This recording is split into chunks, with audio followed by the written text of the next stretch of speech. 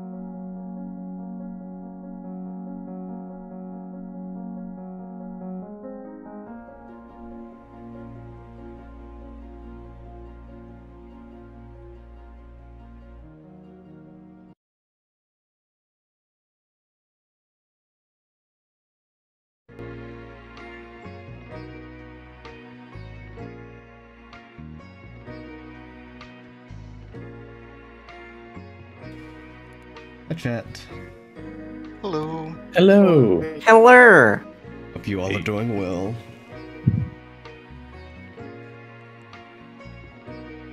Oh, and I always forget that Streamlabs displays when someone's mute now. Druff is here. We'll be taking it easy for a little bit and might join us in a bit. Hello, sorry. I had an emergency room visit squished in between two migraines and I'm currently still recovering, so I might be a little quiet. Take care of yourself and put your health first. Will do. Yeah, for sure. Thank you. Of course. Yeah, it's good to see you all, chat. We are on episode 35. ready to dive back in. So if everyone is good and ready, we will hop on in. Recap.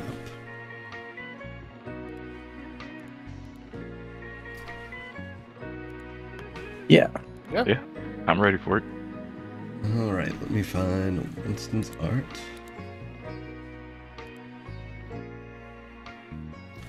Hey, Albert's playing nice today. It's actually updating on my other display. Good. Hopefully we don't robot today. You know, Domo arigato, Mr. Roboto. I feel like it's inevitable, but hopefully not.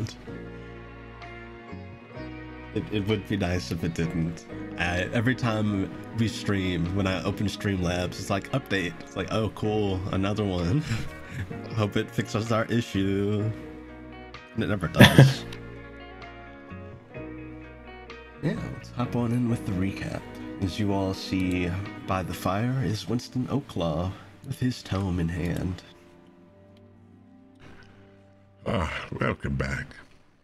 The last time, a group went to a special place known as Helenfield. The group set off with Paul, a Bjarkan gentleman, and along the way, he explained that he commissioned a friend to create a powerful construct that went haywire after a chemical accident in Fritz's lab, leaving Yorick in the safety of Sabrina and Paul. The party ventured inside after Fritz, the goblin inventor, gave them the details.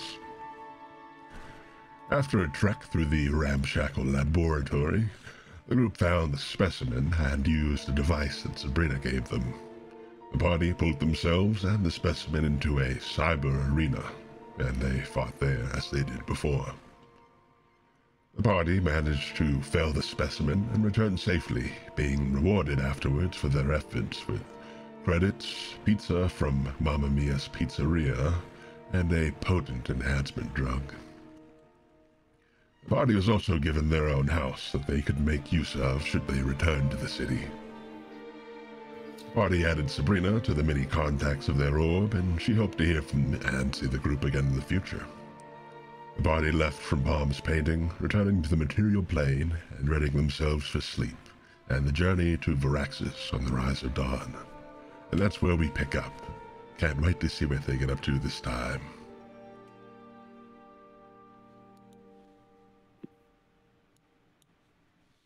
And that is indeed where we pick up. So, you all have just returned from the painting and merged back into what you know to be reality. Merging back into the material plane, you find yourselves back in Winston's hut, back in his cottage. I'm sorry, back in Sturmir's cottage. Time-wise, it's still pretty late. You all had dinner before going in, and a few hours have passed. So I'd say time-wise, it's probably about 2 a.m. Ready for long rest. Shall we head to bed? I don't know about you guys, but I'm quite tired. Yes, and I am going to have a bath first. That would be wise. It was fairly exhausting. Yeah.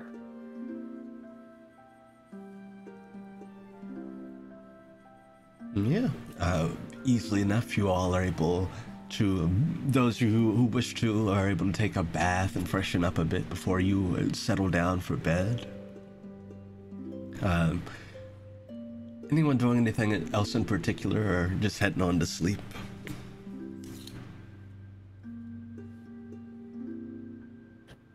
I think Barney would just go to bed.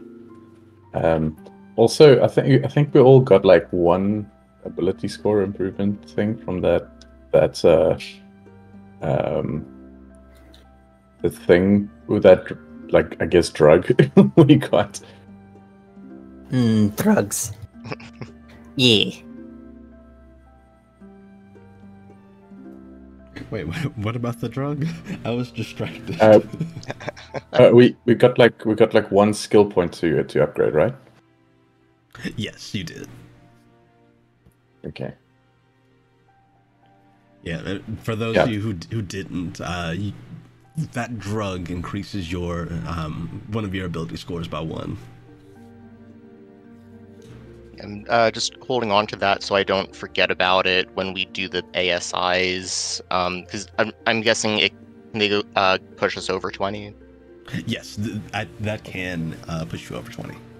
Okay, yeah, so I want to hold on to that so I don't forget about it when I use my ASIs, and I figure that it makes sense because Candles is trying to study it. Yeah. That's definitely something you could do. It's very complex, given, it's from a different time. But it's definitely something that with time you could come to learn about.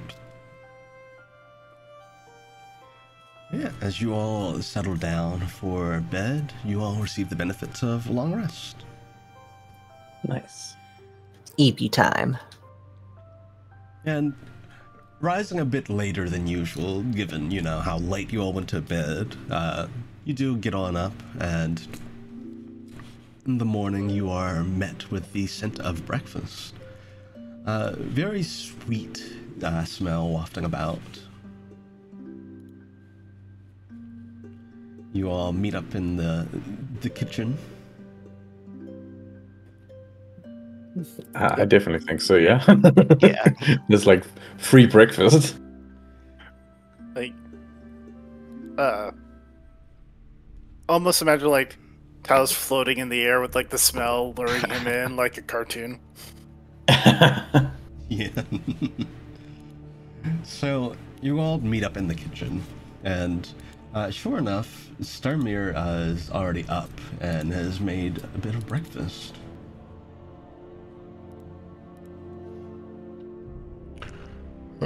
Good morning, the lot of you. Did you all sleep alright?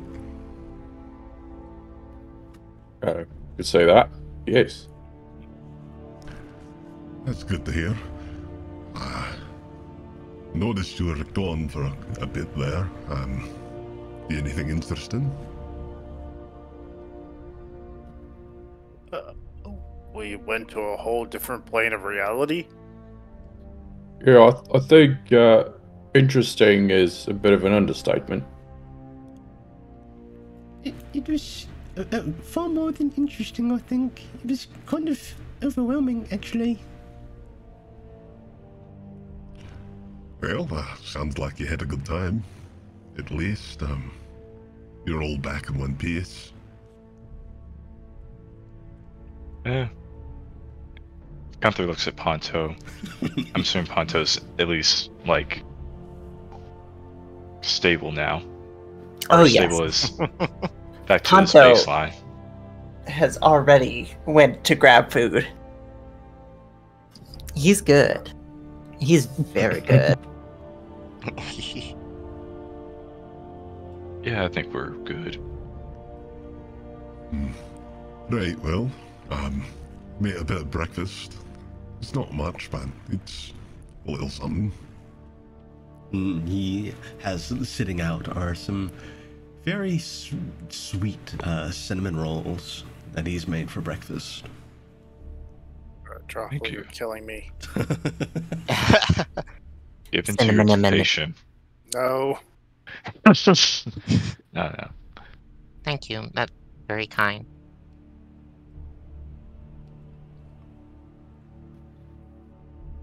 Arnie is just making mental notes as he's Write that down. Write that down. No, but Arnie's like one step closer opening up a Pizza Hut. He knows how to make pizza, he knows how to make like cinnamon Yes. rolls or sticks So or something. true. Barney Hut.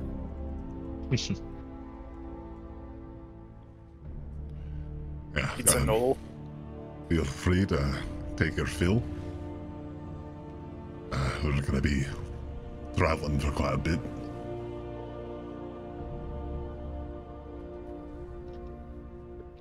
Yeah, it's so quite far, isn't it? I'm sorry. It's quite the distance, yeah? Yeah, it's pretty far, yeah. Any particular dangers or things we should be aware of? I mean, it's a long forgotten city, right? I don't think the city itself is going to be the dangerous part. I feel like the trick there is a bit more of the problem. I'm sure you've at least seen a couple of the things that live down here. Not, a lot of them aren't pleasant. Yep, the skin takers. Yeah, don't remind me. You know, those are actually the more tame ones. Oh dear. There are worse things. Oh, yeah. Well, as long as they don't take my skin, I'm pretty sure I can beat them. Why do people live here?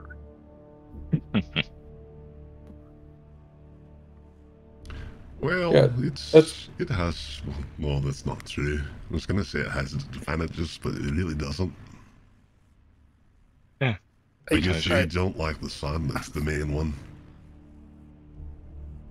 I feel like this just reinforces my question. Tell Seems me to grow some why. very- Yeah, Seems to grow some very unique plant life. that's true. It's an apothecary's dream. But if you're not into the strange plant life, or you're not running from the sun, there's not a lot of reason to want to live down here. I guess if you like the dark.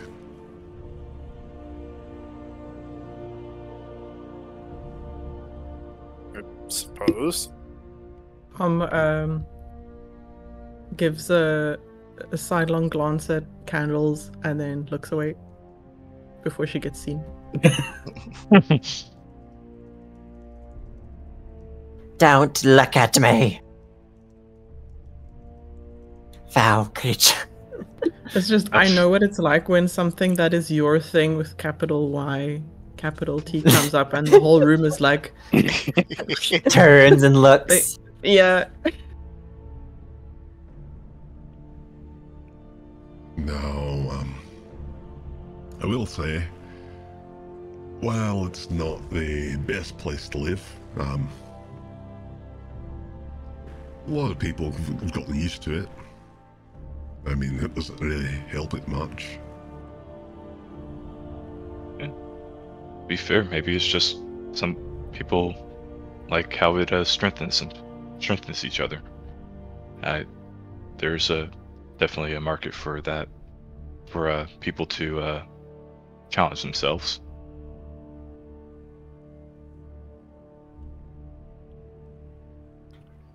Oh, it's pretty nice down here. I like it. Gonna be a bit hard for me to get a customer base down here. And otherwise, I think it's quite alright. I will say some of the larger cities down there aren't too bad.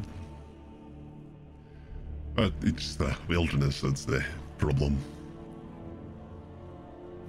Well, I guess the wilderness is not really a problem per se, but you know, it's an issue like everywhere, I guess. There'll always be some type of wildlife or wild creatures roaming around.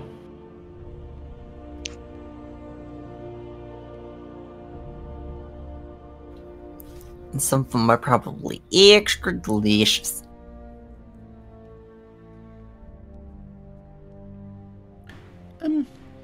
So, did we have anything else we needed to do before we head out? Oh, I'm pretty much ready to go.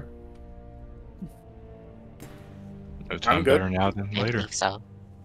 I was gonna suggest if there was some kind of shopping to be done, but then I remembered I have no money because I wasted it. Not wasted it, I spent it all. It's not a waste, I spent it wisely. Well, So wisely. Invested. Very wisely. Other thing is, the nearest shop is in for quite a ways.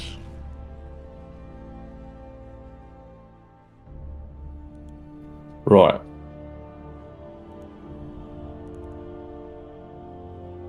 Here, let me open the map for you. And I will actually open the map.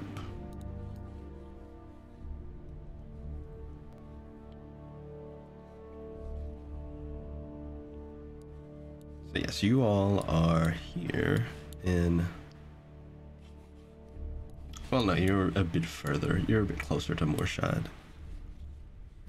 Whoa. Yeah, I'm quite far away from where it's supposed to be. Yeah. You are going to here. Yeah. I think we should get going. Yeah. Are there any mounts to be had down here?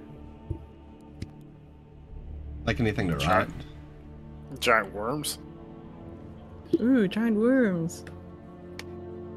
I also think Gunther can summon a steed. I don't know if that steed's gonna be good for 1 or 2 people though, or how many it'll be good for though. Just sit on each other's shoulders. Ponto is his own steed. I mean, technically, Gunther can probably carry like maybe 2 people tops, just not like Barney or like. Well, he can probably Only carry tops, Barney. or can bottoms also apply? Tops, bottoms, switches. Sides. Everything in Equal between. opportunity lift.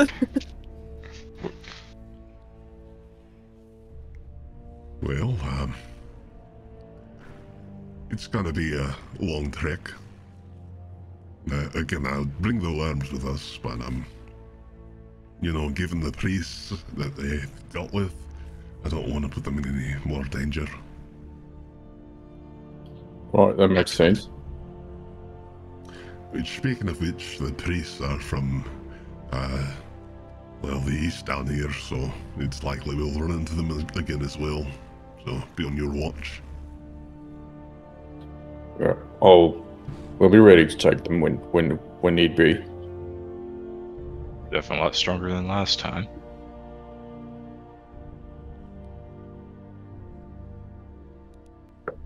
Did you guys hear that? Hmm? We just I had hear- Hottie Does yelling above the house. If you didn't hear it, it's fine. Oh no, I But- did Oh no, not. we didn't. Okay, Or at least I didn't. they're very loud. I heard a whole lot of nothing. Yeah, did you hear anything at all? Discord's noise gate doing work. We could put some in the sound bank in Discord. In fact, I think I'm gonna do that for In my fact. Bane's server. That's actually a great idea. Loops, no, I did not imagine it. Trust me, they're very active in the area.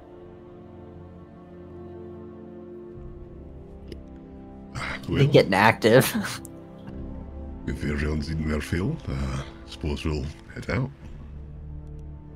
Sure. Let's That's go. good. I'm ready.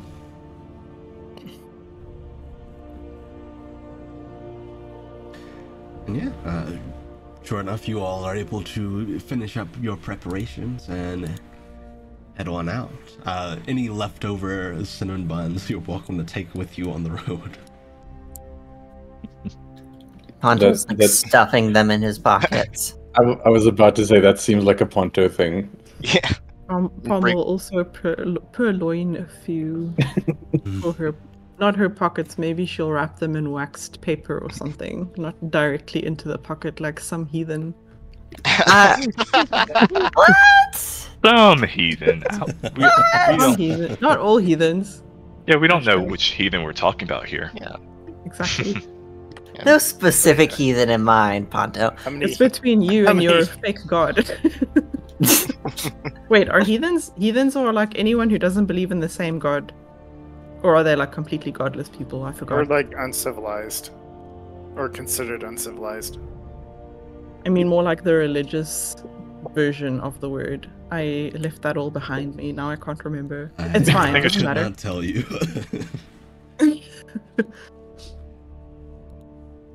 Yeah, you all. Gunther will probably. Oh, go ahead. Oh, sorry. No, you're good. It's not important. Don't. Yeah, I was just gonna say I was going to break off a few pieces and see if the Devourer likes them. You break off a few pieces. The Devourer eats them without question. Hell yeah. Just funk.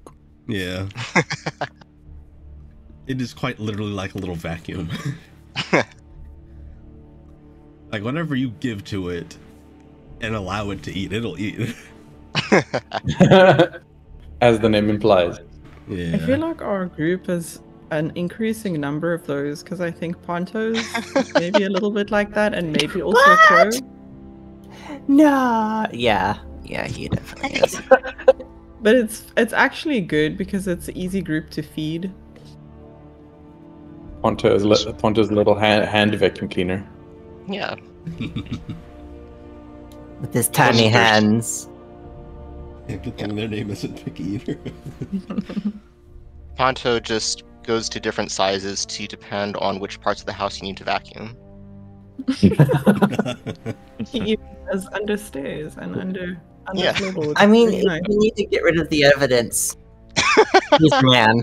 Ponto. The evidence that there was ever food there, or Correction, he's a Well- Roomba. Yeah, I can see Ponto advertised in an as seen on TV commercial. Oh, It's 1999. that's what they Lizardfolk pay you to Lounge. take him away. Yeah. For the one low price of $19.95, you don't have to worry about a funeral charge. Oh my god. Corpse Eater. For $19.99, you not- can have your own story to tell to a missing persons podcast. He'll eat. Don't Not like someone in unuseful- particular, can annoy for up to 12 hours. A not unuseful party member, that's for sure. He'll eat up all the crumbs that you kick under the stove, or the ice cubes you drop into the fridge. Little hand vac. Yeah. Yeah. As you all step outside, there's one thing you notice immediately, and it's that it's somehow even darker out here than it was the last time you were out here. This isn't your average everyday darkness. This is advanced darkness. Why does it feel like SpongeBob applies to like every single thing that we Does do? it? It does. Because it does. This is simply our life now. If you all want me to do the honors, I don't mind lighting the way. by all means. Sure. Gunther Hondo's will gonna turn on crawl his- up on Gunther's shoulders. Onward! Yeah, Gunther will turn on his sunlight scales. Yeah, you're able to do so. It's good to be careful. It gets this dark out. Usually not a good sign. I'm curious, what is a good sign down here? You know, not a lot. Not this. Figured. It's So, I dark out. Usually it means that things are out stalking about, looking for food. Okay, let's not become menu items then, shall we? I can agree with that. Wow, there's even ominous music out here. Foreboding sounds. Not the BGM. It's two kinkus standing around making like foreboding music when it gets dark. Playing their Spotify playlist. Yeah. Well, shall I lead the way? Yeah. Yes, sir. And yeah, he will indeed begin to lead the way. You all begin to make your way through back through the swamps that you came through the first time. Let's see, let's have him make a survival check. That's an at 20. Nice. Oh, nice. So you We're, all... we're, Oh, go ahead. we're already there. Oh, he rolled a nat 20 fast travel. Boom. Oh, as you all begin to trek through the swamps, you're making pretty good time. He's able to kind of spot out the best footholds and stuff and kind of avoid the deeper parts of this kind of deep, murky mud. And he's able to kind of guide you through pretty quickly. It's kind of good that Gunther didn't summon a mount, otherwise we might have a R-tax situation. I know it's fine. The steed isn't real, so it's fine. I'm kidding. I'm kidding. But I'm not. No.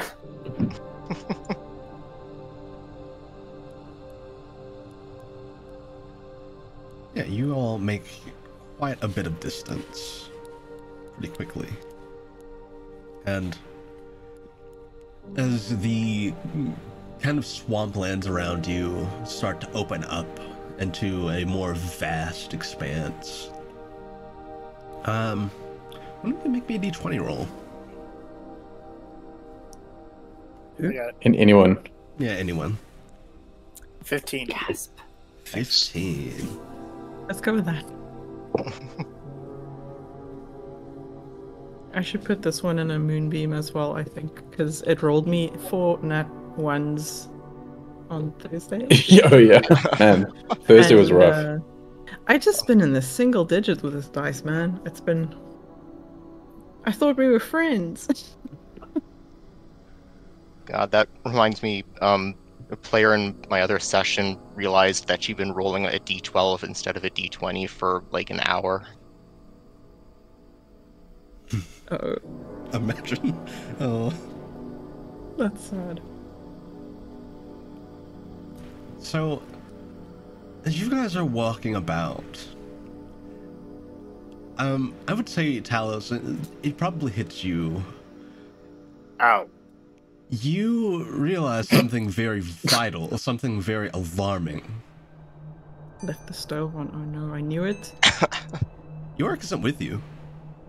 What? What? Wait, what? How? He's our son. We left the kid at home. God, y'all are terrible home- parents. We It's need to Home get one of Alone. those leashes. He's stopping the wet bandits from getting into the hut. I thought you packed him. Wait, How long have we been traveling? who's got York in the inventory? You've been traveling for, I'd say, about an hour or two. Oh Lord. And I Um, try and contact him with the orb. Yeah, so you reach out to Yorick via the orb. And from Yorick's end, you can hear what sounds like something like squelching and bubbling. It sounds very... Ooh. fuck. It sounds awful. It sounds very swampy. And we left the swamp behind. You're on, like, the outskirts of the swamp. He's. Uh, You're all sorry. hearing this, right? There's something really not right here. Who's got a tracking spell? I got Hearth Place. I can see if that kind of helps with locating him, just seeing how cold or hot we are to him. That might be good. Oh, I hunt things regularly. I can do this. We're not killing him, Ponto. No, I'm not killing him. I'm just tracking him down. I'll use I got an idea here. Maybe we can use Hearth Place to see where he's located at, and Ponto can kind of be secondary and track him down a little bit easier since he's got the. I guess. Do you have anything? Do you need anything from York to get his scent or anything like that? Oh no, I remember all your smells. Oh, that's That's not creepy at all. yeah. I love I've that. seen worse. How else am I've I heard supposed to worse. stay away from y'all when I want to do whatever I please? So it's intentional. What? Yes. Interesting. What if the wind isn't blowing in the right direction? How would you know to stay away? I use my eyes. Okay, we're gonna file that for later. good idea. Well, But let's get certain that's probably not a good idea, or it's not a good thing that happened. Do you have any idea what this could be? You see, he thinks about it for a moment. Could have been a mud shark. Oh my god. A what? If I knew those were in there, maybe I would have. Is that a shark that lives in the mud or a shark that's made of mud? A bit of both. I see. They know those dos. If it is a mud shark, we need to find them quickly. Yeah, let's not dawdle, I think. yeah, Gunther's going to use this half place here and see how hot or cold we are to him. I would say it's lukewarm. It's not completely cold, but he is at least a ways away. And I guess we can just kind of, if we're just kind of retracing our steps here, are we getting like warmer? Yeah, going back the way you all traveled, yes, you are getting steadily warmer. I'll kind of point Ponto in that direction, kind of say, we'll keep on going. If you want to go ahead, you can, but if you also need one of us to go with you. Oh no, I don't need any assistance here. You've got to stay where we can see and find you, Ponto. We don't want to split the party up even more. We don't want to lose you too. Yeah. Hold on.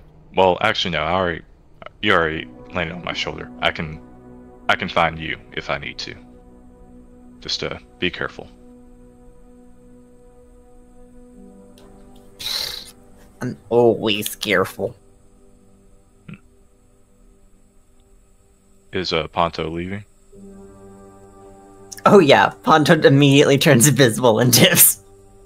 While Ponto is doing that, I am going to use a cantrip called Shared Sight. Alright, you using shared sight on Ponto? Yeah. Okay. Yeah, so where's Ponto going? Is Ponto following the scent of Yorick? Yes. Alright, in that case, make me a perception check. Da-da-da-da-da-da. Oh, that's a 12. Oh no. I'm so good at this, guys. I'm so good at this. Is that Pac-Man death music? I rolled a 4. Oh god. Ponto, as you kind of follow the scent that you remember to be Yorick's, you are having a hard time really picking it out among the many different, very exotic smells of the swamp. There is all the flora and the various mushrooms, and the mud itself even has kind of this smell to it. It's a lot to process for your nose. And you kind of lose direction.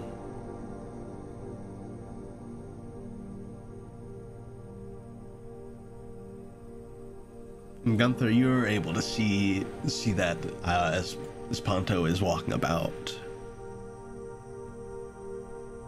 I think Ponto's just as lost as we are.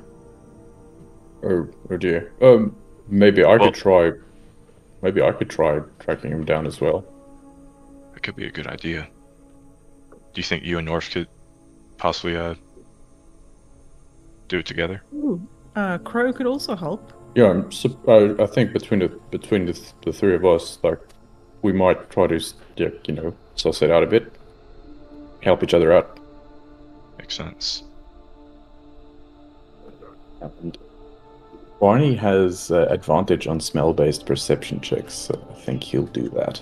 Oh, hell yeah.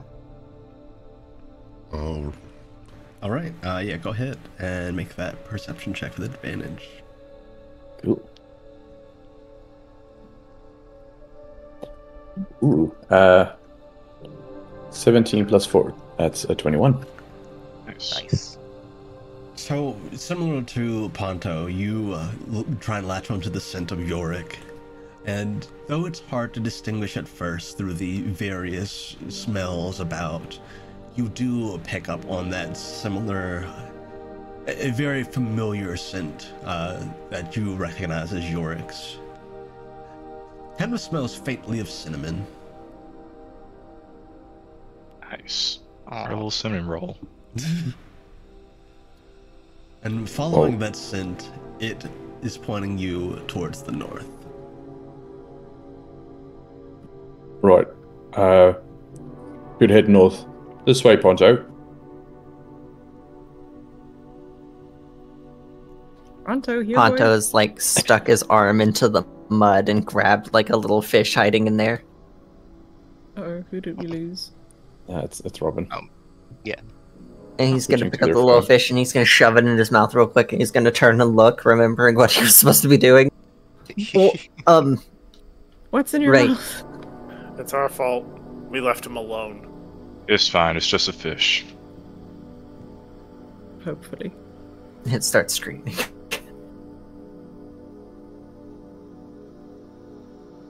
Yeah, I will be following. Jeez, I'm sorry. I forgot your name, Barney, for a minute. That's fine. In Ponto, you grab what's probably, you probably grab like a goosefish. The big flat ones. Delicious. Frantic honking. From Ponto's stomach. I can imagine Frantic his Ponto throat noises. did the cartoon thing when he swallowed it. It just made the shape of the fish Yeah. all the way down.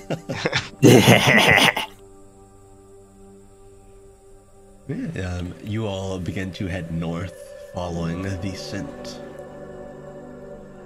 And after a ways, you do see there's something that's alarming, but perhaps helpful. You see what look to be footprints that stop and quickly turn into drag marks. And they're very erratic and going northward, and alongside the drag marks seem to be a much, much larger pair of footprints. How did we not see or hear any of this? It's What the hell happened? Must have been one very- stealthy, Oh yeah. one stealthy Sorry, you go. creature. Yeah. yeah, whatever took him did it very quietly. Any idea of any type of fauna that could do that? Ambush predators in the area. There are a lot of the mushrooms around here, hallucinations, so it could be it, but I kinda doubt it.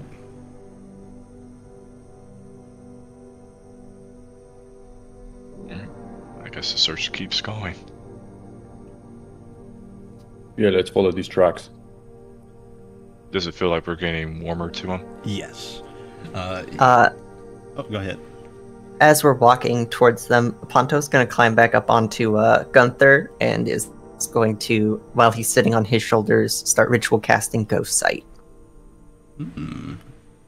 Nice. So yeah, Does as Crow see anything? Sorry, go ahead. you sent Crow ahead, correct?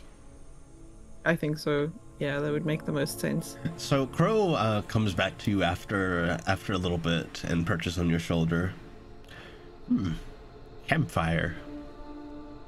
Oh, you're such a good boy, Crow. I love you. Here's some food. You'll happily take the food. I don't pet talk him enough. I should praise him more. He does a lot for me. Yeah, he seems very happy, very proud. He fluffed himself up. Crow says there's a campfire up ahead. Oh, really? Oh, The remains of one, or I think I might know what's happening then. what? There's a tribe of... Well, they're warriors. They might have tried to take the prince for their own gain.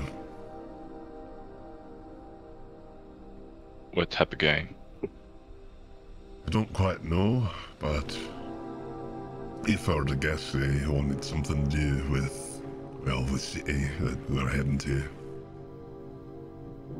I thought the city was abandoned. Like, what's... It is. The thing is, they have ties to that city as well.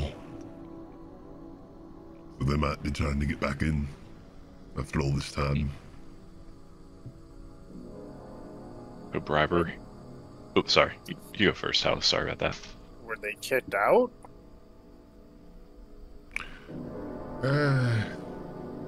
Not kicked out per se, but, well, those who weren't in the city, all those years ago, were never able to go in the first place. The place has been essentially locked down by magic until the prince returned. Right. And guess who's got the prince now? Yeah, let's make haste. Right, maybe we could also, get the drop on him. Like they got the drop on us. Yeah. How are we gonna approach stealthily? I'm assuming we are squelching and splashing around in this mud. By rolling stealth checks. My favorite. My stealth is not that great either. Yeah, go ahead and make me some stealth checks, actually. Anyone have a pass about trace? I do. Oh, jeez. I rolled a think so. I don't know nat if you can do that with Ghost Sight, though. I'm kind of mid ritual cast, so. No problem. So, Candles is just going to take her boots off and get a 23. Nice. Ooh. I rolled a nat 20, so that's a 22 Nice. total. Awesome. I don't know about 19 for you, me. but I'm feeling 22. If I remember that I have D4 on top of that. That was terrible. All of this is terrible. But you're riding on someone, so He's Yeah. riding on the least stealthy person. I got a 9. Yeah, so I ain't even gonna worry about my roll. Actually, yeah, I can use a resolve point to get a masking powder and just who are the 5 least stealthy people? I like the big boys. I think all of us except Ponto. Okay. I mean, I rolled pretty well. I think the ones with good rolls probably you don't need. Yeah. Yeah, what did everyone get? I'm gonna actually... This will be a group stealth check, since you all are moving together. 19 for Pom. Alright. 14 for Ponto. Well, actually, 14. I can just do this. So, 5. 5. so everyone else can add an extra 1d6 to the chat. 9. Alright. I got a 9 originally. Let me add that d6. Who else getting the That's an 11. D6? Everyone except me. Okay, so that's a 6. That puts me up to a 20. Nice. Nice. I rolled that extra d6 on top of my 22, so that's a 23 because I rolled a 1. Nice. So, with an extra d6, I'm at 24. 24. Nice. Okay. And what do candles get? 23. 23. And what did Gunther get? He got an 11. After the d6. Yeah, after d6. Gotcha. Okay. And Starmere got a dirty 20.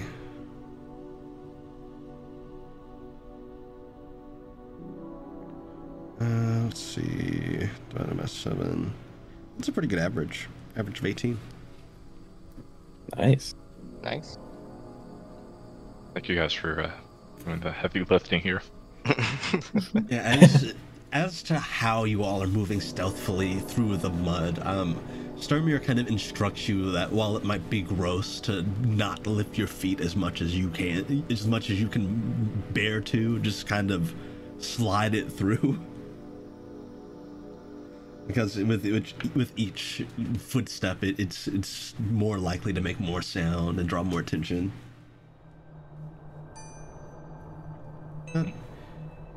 You all manage to creep closer to this campsite that you were told of by Crow.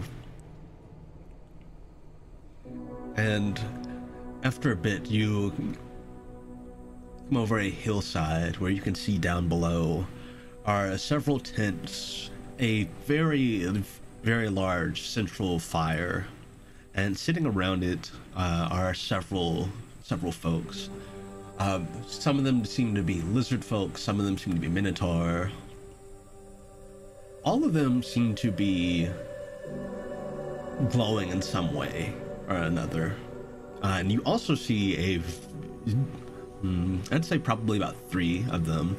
3 of these very large creatures that they do look shark-like, but rather than just having fins, they do have legs, very muscular legs. Great sharks.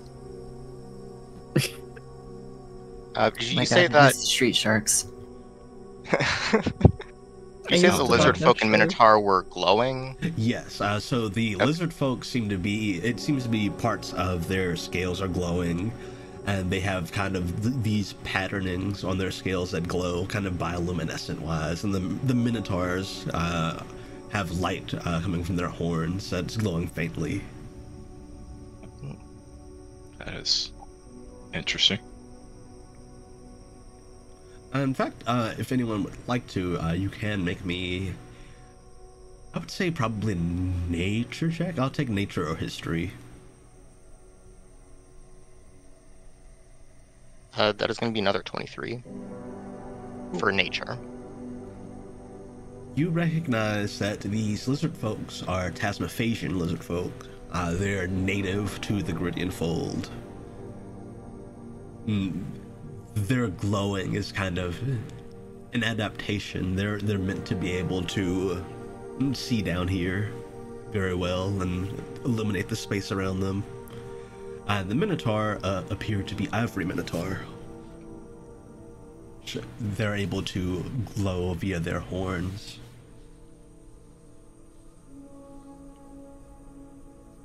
They look very cool, but we're still gonna have to fight them, I guess. And you This can sounds like a see- perfect time for an invisible Ponto. You can see also, is in fact Yorick. He is sitting between 2 of the Minotaurs down on one of the logs by the fire. He appears to be completely covered in mud. He's not tied up or bound or anything. And he's sitting there and he Does seems he to look be... afraid? He seems concerned. You can't hear what they're saying, but he appears to be having some kind of conversation with the 2 beside him. Ponto is going to turn invisible and start walking that way. And let me double check. That spells effect real quick. Not that one. Okay, so I can see through most objects. Oh yeah, with Ghost Sight. Yeah, Ghost Sight's up now. So, where are you going exactly? I know you said you were going towards them.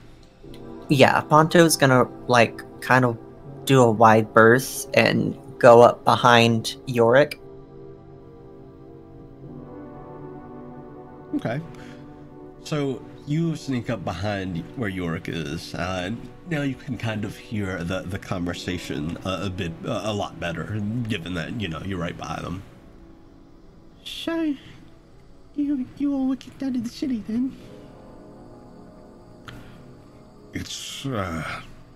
Yes, it's been a long bit of history. That city was once where we called home, well, our ancestors. And in the heart of that city is a relic that we would like to get back.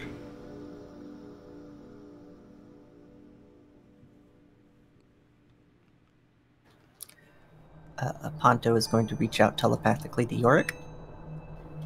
Oh. Who are these guys? Ponto?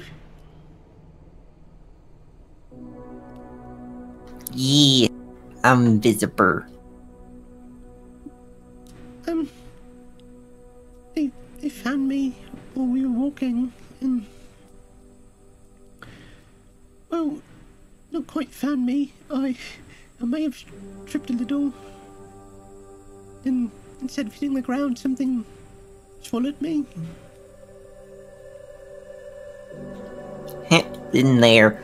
Oh, are they good guys, or do we need to kill these guys? They haven't hurt me. They just asked for my help, so I don't think they're bad. Oh, in that case, and Ponto's gonna, like, stand up on whatever Yorick is sitting on, and he's gonna come out of invisibility. Hello! So you do that. And everyone just stops what they're doing and looks over at you, Ponto. And you see that the two large shark creatures slowly kind of rise up and start to head over. But one of the two minotaurs sitting beside Yorick kind of looks to him. You know this one? Yes, this is one of my friends. The Minotaur will kind of hold out his hand to stop the two sharks that are approaching. Or do they want to fight? Simply defending as they do. Who are you, friend? My name's Panto. And I am Yorick's friend. And we lost him, so we came to find him. Me and my other friends, I don't know where they are, I'm gonna be honest. I kind of just saw Yorick and started headed this way. Speaking of, what is the rest of the party up to at the moment? Guess we're seeing this going down, right? Yeah. When Barney just had his hands in his face, like when when Ponto became visible again. I just looks at everyone's like, why do we let him go invisible and do this stuff? Like, we can stop this at any point. Can we though? Really? Meanwhile, a red dot appearing on the Minotaur. I'll probably say that if they're like approaching, like the sharks start approaching like Ponto, like before the Minotaur gets served, Gunther might like start making a move. You don't have to worry about that. The Minotaur will kind of look to you, Ponto. Well, feel free to have a seat. Food will be ready soon. Oh, food? He'll pat the log across from him about the fire. Oh, what you got cooking up? We are cooking. Are you from down here? Are you from the surface? The surface. That's where the sun is, right? Surface. He nods. If you ever heard of a Periton? Nope. And he'll kind of motion to the big thing that's roasting over the fire. Appears to be a strange mix of a couple of things. It seems to have this kind of deer-like, kind of stag-like head. It seems to be very bird-like as well, with various feathers. It's almost like a strange chimera. I'm intrigued. Will it taste like chicken or like venison? We're gonna find out in a second. The guess is up to anyone. Maybe ostrich, because it's a bit of both. It's a bird that tastes like venison. I was gonna say probably a bit of both. While this guy's talking, Ponto's just gonna kind of start looking around, because he can see through objects, and he's just kind of seeing what everyone has, trying to see if they have like weapons, but mainly if they have various food. How long has he been able to see through objects? Does he just see us quite a naked while? All the time? No, only when he casts the ghost sight, which he was ritual casting when we got here. So we're all naked right now to him. Probably. He's ready for that public speech. Just don't ask him about it, because he will reveal your darkest secrets on accident. Yeah, no. Noted. I mean, I think if we're just gonna like see like Ponto like chilling on the log, like Barney's just gonna assume he's not like him and Yorick are not in danger. Alright, are you approaching?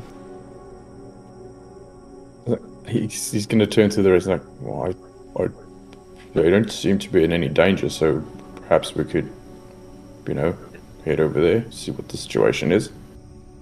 Sounds like a plan. Better than staying here. I suppose so. Well, I guess let's say hello. Ponto's still sitting there. So, why did you pick up my friend Yorick? The prince has the ability to enter into the city. We desire entry to retrieve the relic we're after. Okay. York, do you wanna do this?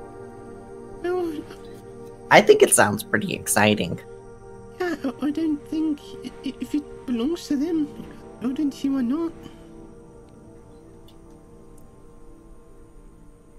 Does it belong to you? It is a part of our... not quite a deity, but an entity that we worshipped. We have for generations. Ponto's gonna kind of like lay on his back and lean his head off of the log to where everything's upside down. Entity.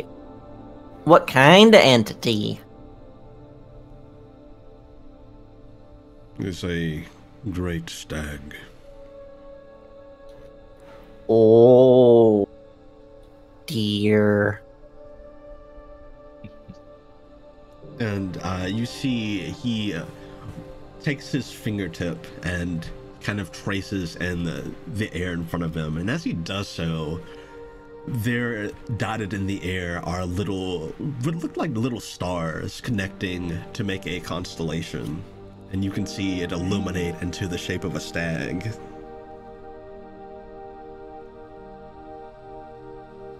This is the Starlight Stag. Oh, and Poncho's gonna immediately like get up and stand up and walk closer to it. Oh. So what are we waiting on? We should go now. Come on, York, we should go now. No, we're gonna eat before we go. Oh, sure. Oh, that's okay. I hope I didn't worry anyone too much. Oh, they're fine. I just want to find the stag. And if the party was approaching, I'd say by this point you're close enough to now hear what's going on.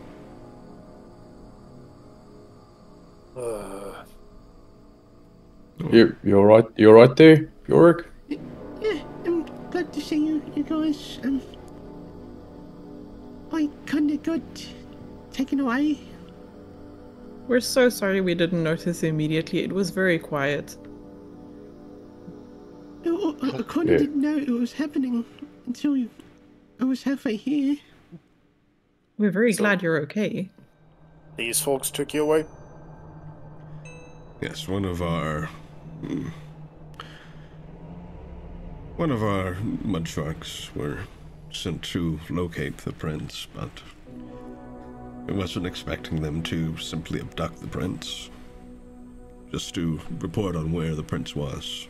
But I suppose one got eager.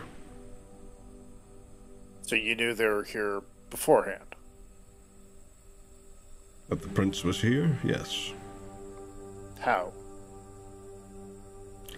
He reaches into a satchel and he pulls out what looks to be some kind of stone tablet. And you can see that in the center of it are two very small purple stones. They seem to be very close together in proximity. This is a means of knowing how close the prince is. Whoa, York, you have fans. Fans? Fans. So what are your intentions with the prince? You're also after the nameless city? After something that is within it, yes. We seek the lost antler of the Starlight Stag. We wish to bring him back to our plane. Okay. Well, Oh, and what does he do? Besides be a deer. Will help it being less perilous down here in the Gritting Fold, for starters.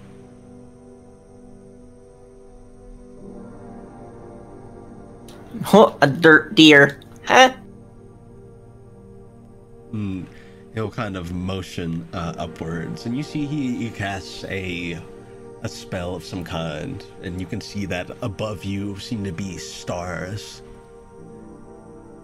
Once stars illuminated the Gritting Fold, it wasn't always just darkness.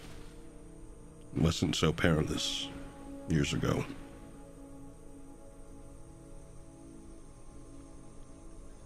Oh. What happened?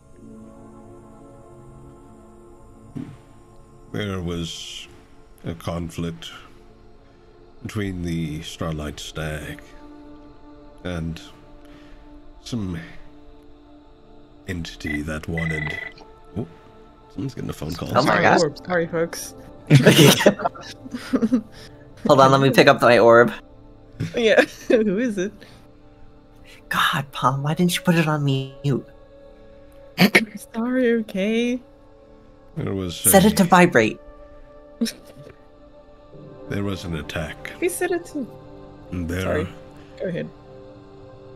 Have any of you heard of the Black Phoenix?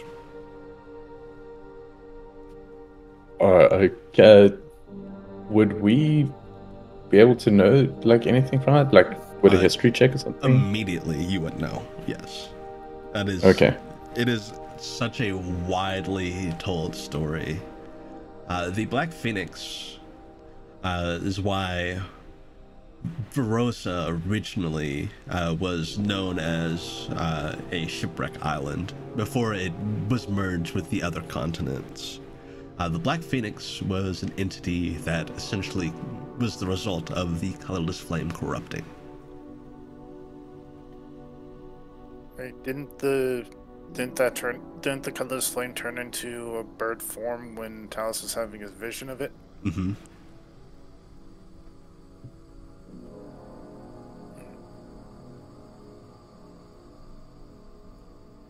There was a battle between the Phoenix and the Stag.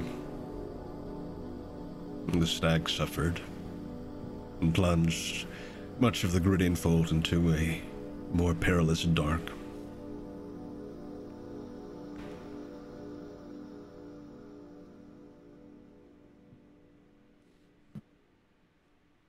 Right.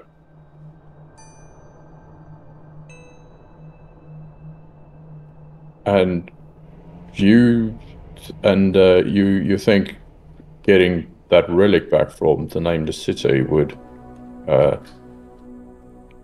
somehow reverse all this? Not reverse, but it would be a start towards restoration. Okay. And bringing the Stag back, it would be a step towards a more safe and,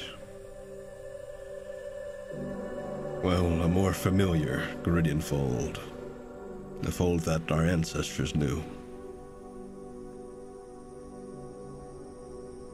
And so, kidnapping the Lord here was okay? No. We apologize for any alarm we caused.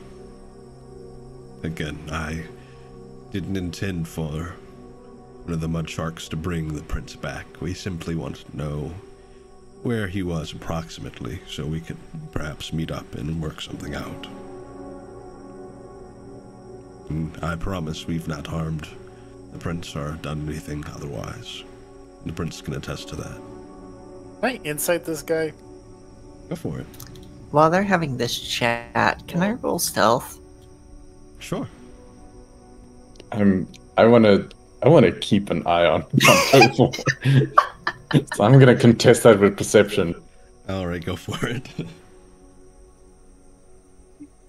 Smell based. It's a natural one, but I'm a halfling, so I can re-roll it. Broken ability. Okay. 14 plus 4 plus 3. So 21. I also got a 21. Ooh, that's a reroll. Gasp! I just got the same thing again, so 21. I got a 22. Fuck! Yeah, Barney, you smell trouble, is what you smell. You see Ponto beginning to start to creep off. Where are you off to?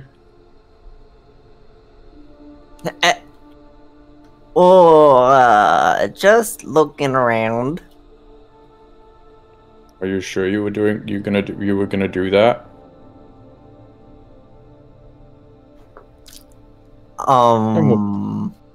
You don't want to cause any trouble, do you?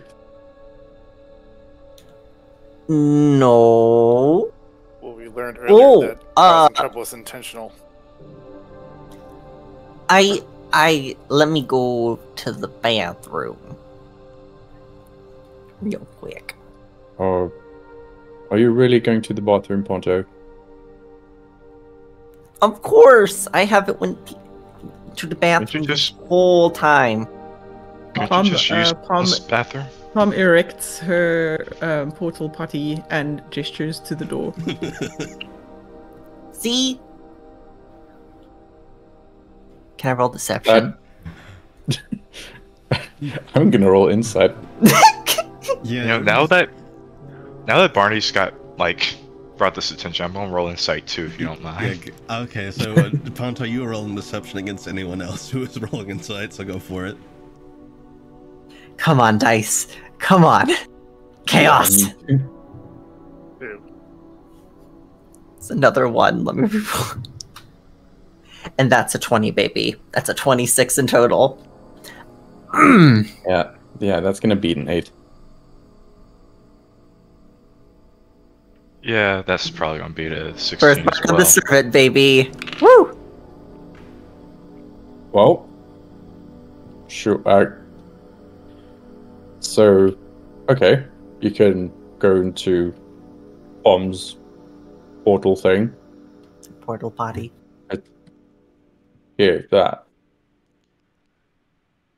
And Ponto's gonna walk in with full confidence, and he's gonna close the door behind him, and he's gonna turn invisible, and he's gonna sit there and wait. All right. If I summon the portal potty back, what does that do to the person inside? Uh-oh.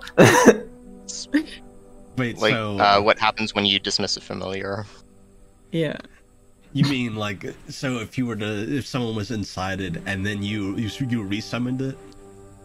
Yeah, if I sort of dismissed the summoning. The person inside would just be shunted out.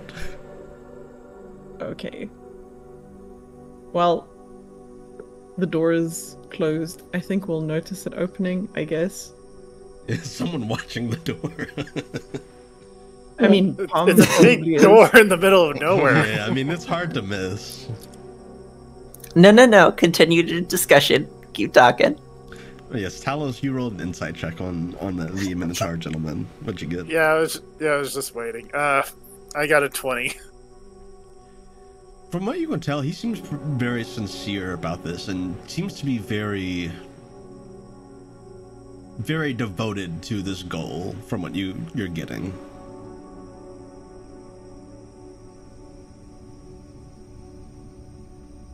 Yeah, I mean, if it helps at all, they didn't hurt me at all. The mud shark was a bit jarring, but I mean, other than that, they were really kind to me.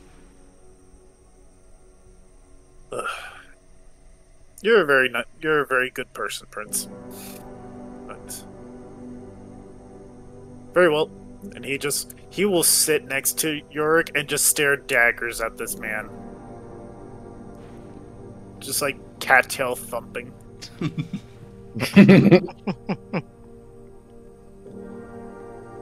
Well, you all are welcome to partake in dinner. We'll be ready quite soon. Oh, yeah? Some of the hunters caught a twilight Pteridon. You'll motion to the fire where you see the large deer bird-like creature being roasted. Let him cook. Tommy, what type of seasonings were you using here?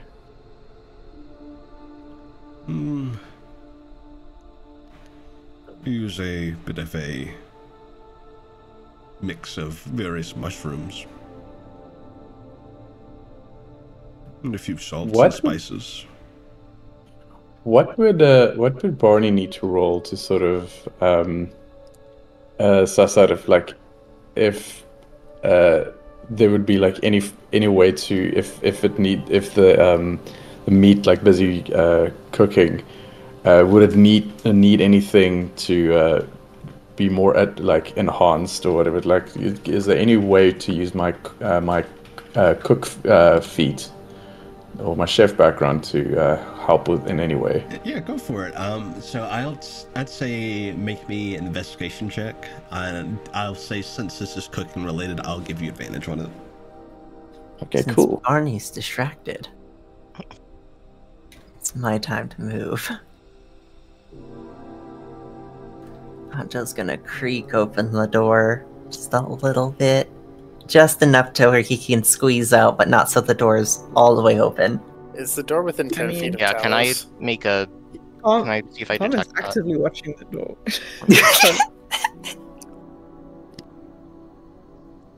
He is invisible, so it is just kind of opening.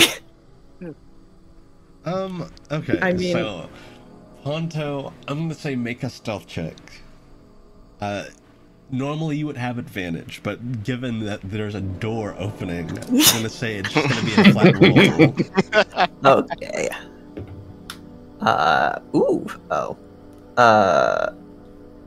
So 1 on the D4, it's a 17 on the D20.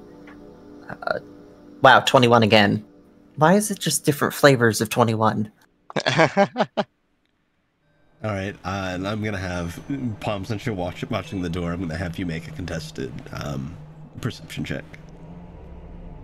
Is the door within 10 feet of Talos? The dice landed on my keyboard between 2 keys, and what is pointing up is an 8 and a 20. Take the 20! No, but it's like pointing directly between the two. I'm gonna have to re-roll that, but... As to your question, TK, I'd say probably. I have blind sight, so I just see him. You all are just around the fire. You would probably see that, yeah. He's walking out of the bathroom. Some movement.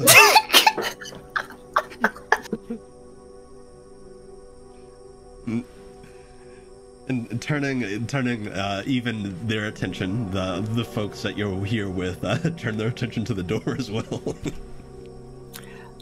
With everyone quickly looking at the door, Ponto will teleport 15 away from Talos. And he's gone. How far away is he? Could we use the statue? 25 feet, I guess? Okay. Gunther is going to use Munson's tethering tendril. You're pulling them back.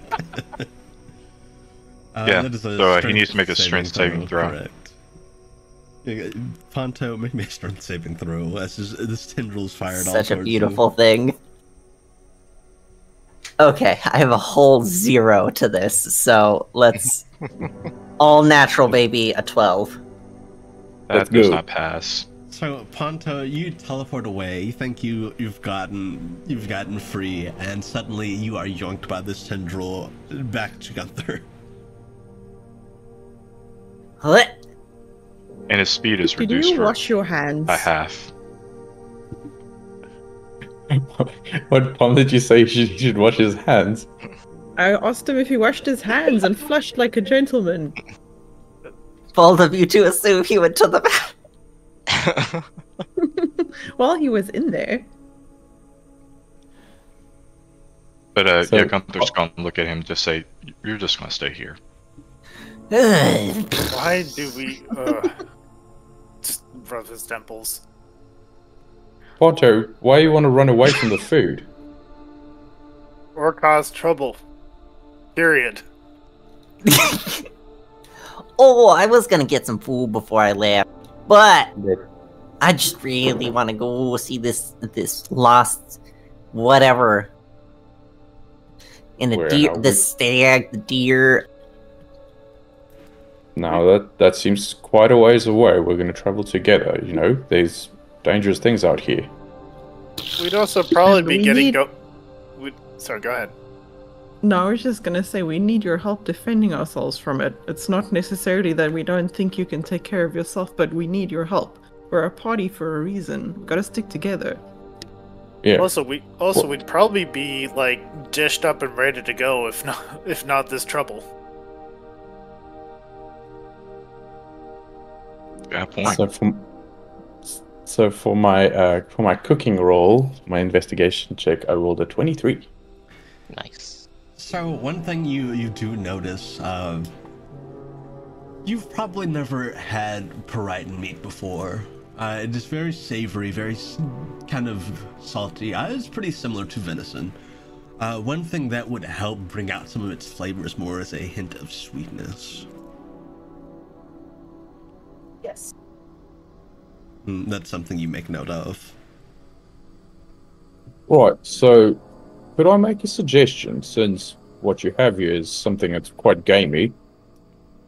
And then, yeah, he'll comment on like the part that it needs some added sweetness. The lizard folk who is doing the roasting of it, he'll come over. You said sweetness. That's right. We have some. We do have some sugar. It's not entirely what I meant, but here, perhaps we could, I don't know, glaze it with a bit of honey. Ooh, that's a good idea. And I would assume Barney would have something like that on, but like some ingredients on him. Oh, absolutely. Sorry, what's that? Flakes on it. Danelle said I should put red pepper flakes on it. You did.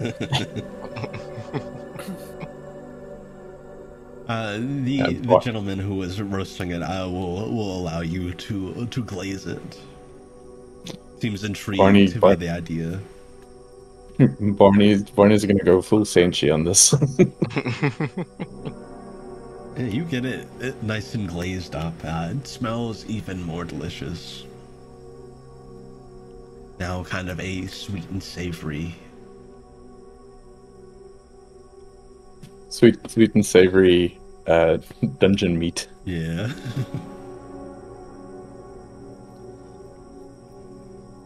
In the Minotaur that was initially talking to you all, he'll kind of look to you, Talos. Why do you... Well, I suppose it's not unheard of, but you seem to have your suspicions. Well, we all know the phrase about first impressions. I think kidnapping someone doesn't really earn you, a clean slate right away. Would it do you better if I reprimanded the mud shark that did it? I don't think that's entirely necessary. I think I'm just going to keep my eye on you while I need to. And if things change, then things change. He'll just kind of give you a nod. Very well. The lizard folk, once you finished up Barney, he'll kind of look around. And you see he brings out a little kind of dinner bell and rings it. And the folks in the surrounding tents come out with plates as well. Oh, I should get me one of those, actually. And one of them will hand you a plate. You're actually approached by a kobold who will pass you a plate. Here you go. Oh, thank you. We have plenty. And the kobold will actually go around and hand plates to the rest of the party as well. Palm resists the urge to pat him on the head because he's so cute. I love kobold. Yeah. Maybe identified. Yeah. Yeah, he's just a little guy. He also has the same bioluminescent glow as the lizard folks. And you know that this I want to pet him even more. He's a Tasmaphasian kobold. Cute. Glowing baby must pet. And sure enough, the meat is cut and everyone gets a good share. This thing is huge. Like, this is a big creature, so there's plenty of meat to go around.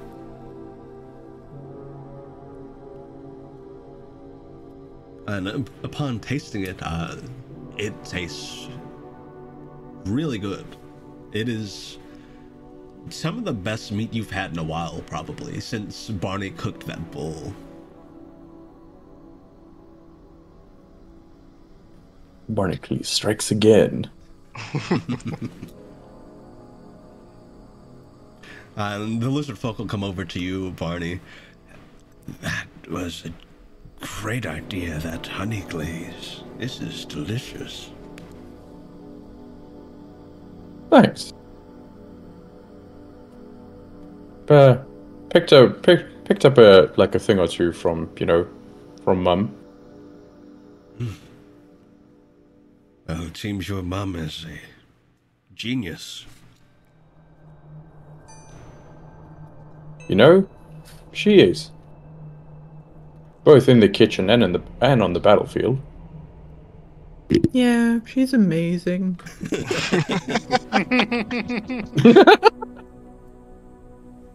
What? Oh, nothing. This is quite good. This is really nice. Is York still caked in like mud? Since you all arrived, he prestidigitationed himself clean. Okay, cool. And you get the sense that he was so deep in conversation with him that he was almost not too bothered about it. He was more focused on the conversation until he was like, oh, wait. This is enjoying his food. Like, legitimately, he loves Barney's cooking. He is just still on full alert. I might ask York, what do you think about this, York? Like, I guess your opinion about like helping them or not.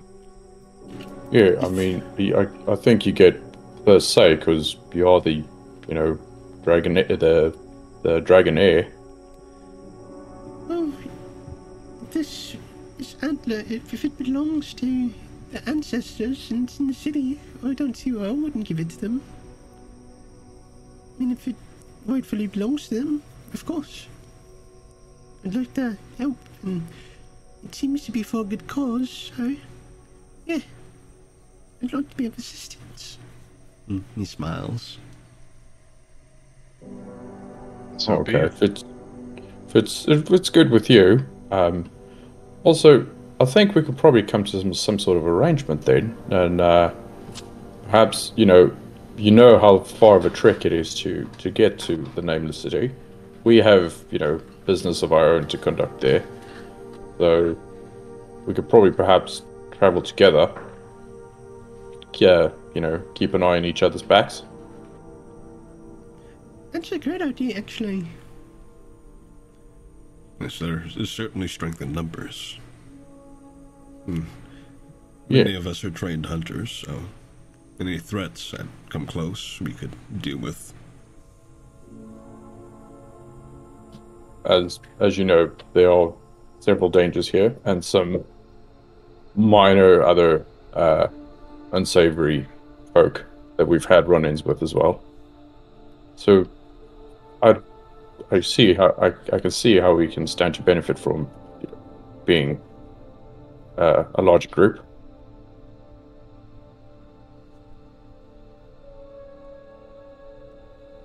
Yeah, I'll talk with the huntress. I'll see what she has the others do. All right. I guess the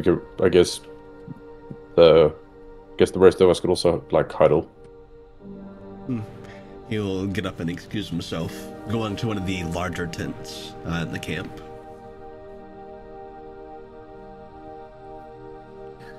So, I know we have some of us have our reservations about these folks, but I think whatever artifact they're after, it seems to rightfully belong to them. I'm not opposed to them getting this artifact either. Well, if it helps, I do know about the artifact they're after. And it's something that's been, as I said, lost for quite a while. Something they've been searching for. Most of them have devoted their whole lives to finding it, so I can see why they did what they did. Not that it was right.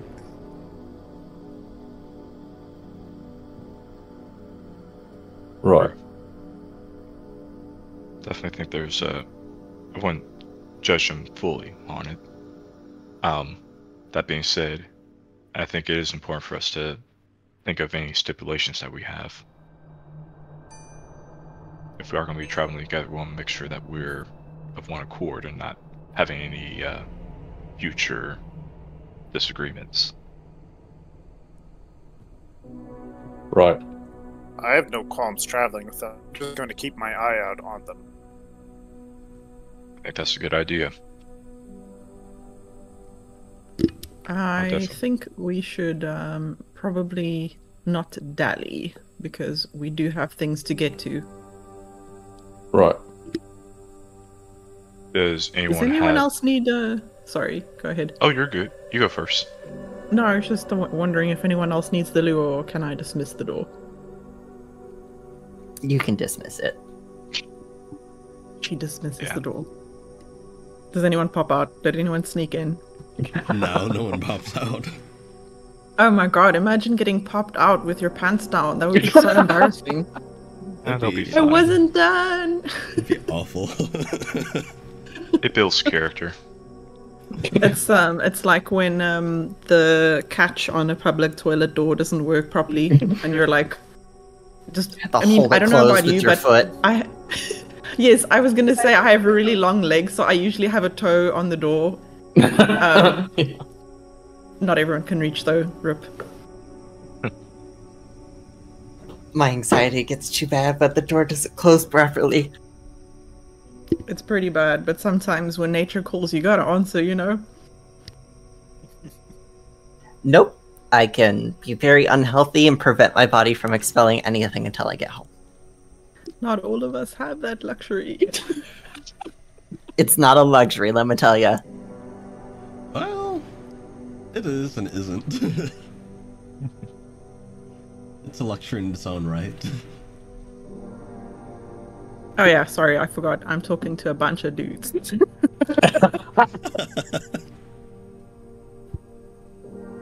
Let's just say some things cannot be held in. Yeah, I do not choose bathroom time either, usually. Yes, as you all are kind of huddling, the Minotaur will come back over. By the way, I should properly introduce myself. You can call me Vance. Barnacles. Gunther. I'm Starmir. I believe we've met in passing before. Yes, you do seem familiar. One of the Dragon Knights, aren't you? Right.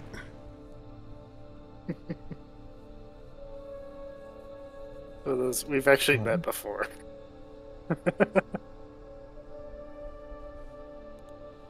Tell us.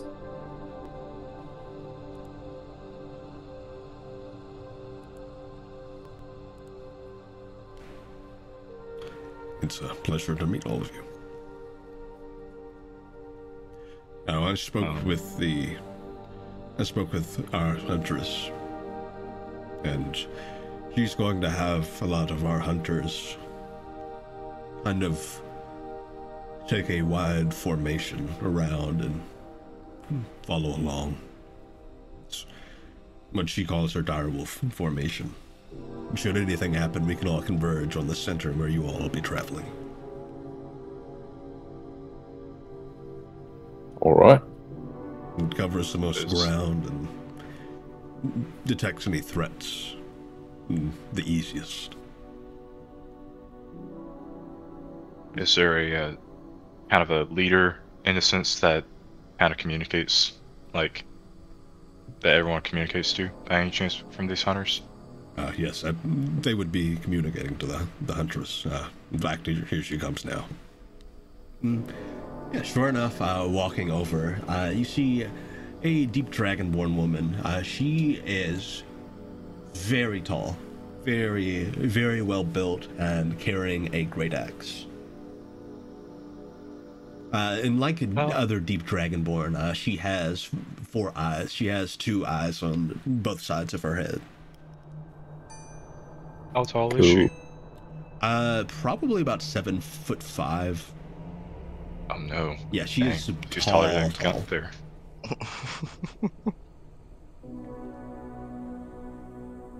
At 7'5", she's taller than Talos. I mean, I think she's taller than everyone here. Yeah. Don't even look at Ponto. Don't even think about him.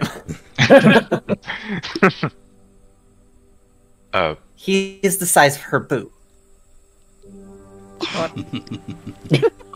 How, nice to meet you, ma'am. Well, Lord, it's good to meet you as well. You are the lot that we are traveling with. That's right. You are?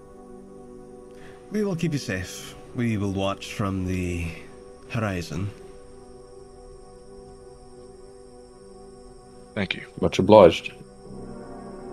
What's your name again? You can call me Nadine. Nadine? Don't Gunther. mind if I do. Palm activated. What? No? Powering palm. The Windows startup sound plays. Wait, am I showing my age? Windows doesn't do that anymore. No, I know what you're talking. I know what you're talking about. I think Okay, we're all old enough. Do we hear any purring? I don't know. Roll insight checks. Perception hold on. checks. Is Palm purring? Probably not. I don't think she's such a lich. She's just like looking respectfully. Yeah, we're just admiring. Like, it's kind of funny too because we don't actually have like a picture of her yet, but I think all of us have a mental image of her, and like, I don't know. Maybe if I have some time before next session, I'll draw her. Nice. And sorry, you don't have to. I You realize wouldn't that mind means that doing she's probably going to become like a main character when you do that. When you manifest her. And never let her go.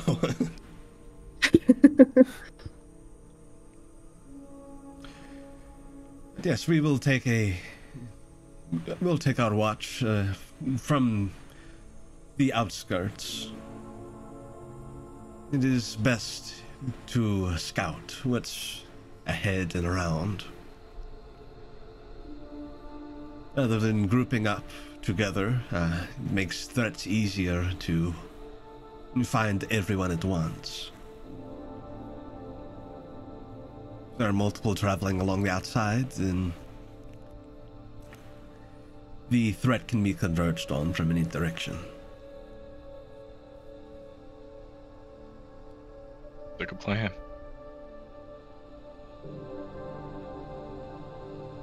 And of course, if it was not already told to you, you all will travel in the center with the prince. Alright. You will have scouts ahead, around, and to each side of you, essentially.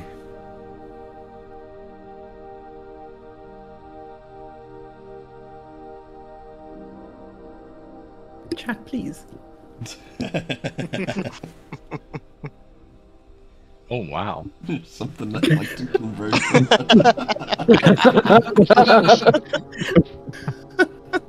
What does that mean, Cordy? Explain. Explain yourself. Has Chad ever thirsted after an NPC before? Say it with your whole chest. Chad's usually thirsty. After NPCs. Redacted. Oh no, Nightbot. You have been stopped. Forbidden. But after making her introductions, Nadine will nod to all of you and head back over to the tent where the other hunters seem to be gathering themselves and getting ready. Well, I believe we are ready to set off when you all are. Right. I'm also ready to head out. Yep. Good to go. Same here. Oh. Oh god, stream just Whoa, that was freaked out. Yeah, Oh, wow. I didn't even. I was like, did I hallucinate that? No, that was, Was that just that me? was Streamlabs. Okay. It censored the bottom three Yeah. and Gamma. Yeah, Streamlabs likes to do funny little things sometimes. Yeah. Is the party doing anything else before you all set out? Guthrie will make sure that Ponto is on his person. But he's also, I don't know if we've all decided like marching order, but he's definitely gonna be next to York now. Yeah. I think it's just gonna be Royal Guard, like Gunther on one side, Talus on the other. Yeah, you're able to keep a good eye on Yorick. Yorick, despite what just happened and all, like reading his body language, he seems more determined now.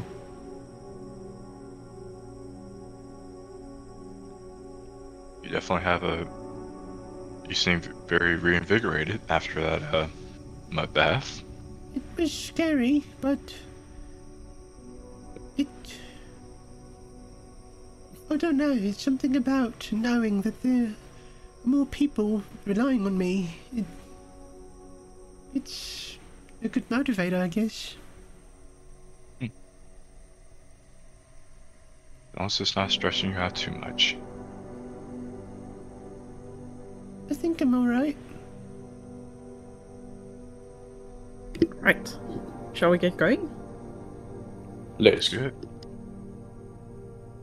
Yeah. As we're going, I'll probably just whisper to York, if you do need to talk about something, just let me, anyone else know. He'll give a nod. Thank you. And sure enough, you all are able to set back out the way you were initially going. And you do notice when you're in the more open areas, you can see some of the hunters ahead of you scouting. Looking off to your side, you can see that there are some there as well, and behind you. They're essentially following you in a circle.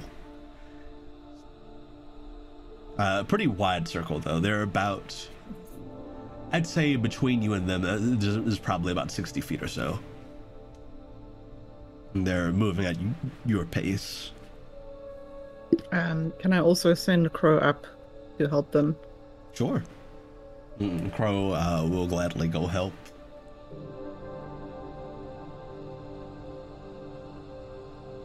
Talus is gonna keep a hand on his sword at all times. Noted. All right. Ponto is moisturized, in his lane, focused and flourishing. And by focused and did. flourishing, he means he's probably asleep on top of Gunther's head. Honestly, that's probably a good thing. So you all continue to make your way now with this band of hunters with you as well. And for quite a ways, not a lot seems to happen. It's very quiet. You do hear every now and then that some of the hunters seem to be communicating via whistling. It doesn't sound like anything in particular from what you can tell, but it seems like they are doing some kind of shorthand communication as a means of like relaying information about whether there's any danger nearby or whether things are clear on their end. Cool. But for a while, you all walk on, and let me open the map.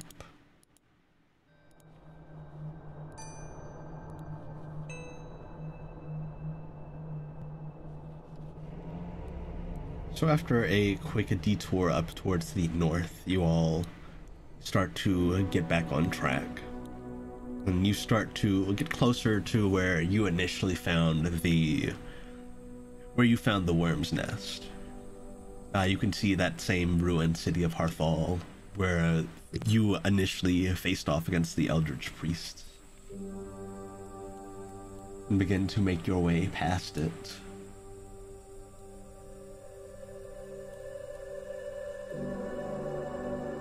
Is the party doing anything in particular while traveling, or just keeping alert?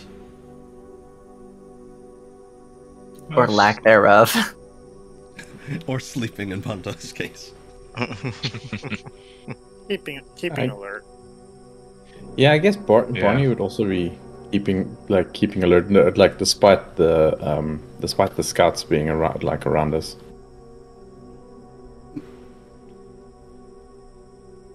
Yeah, kind of staying on your watch. You all continue onwards, and you can start to see that you're approaching some kind of underground forest. Rather than the tall trees you're used to seeing in a forest, you see, while there are some leafy trees about, most of it seems to be various glowing mushrooms of various kinds, and all other sorts of strange plant life that rises up above, forming the canopy. It's kind of mesmerizing, the various colors and all the glowing, the bioluminescence. And what you can see as movement every now and then through the thickets ahead of you. And as you all press on through this forest, you do at some point hear what sounds like fighting coming from one of the sides. From your left side at one point you hear the sounds of fighting, and looking over you can see that the hunters are dealing with something. They pretty quickly dispatch whatever it seemed to be.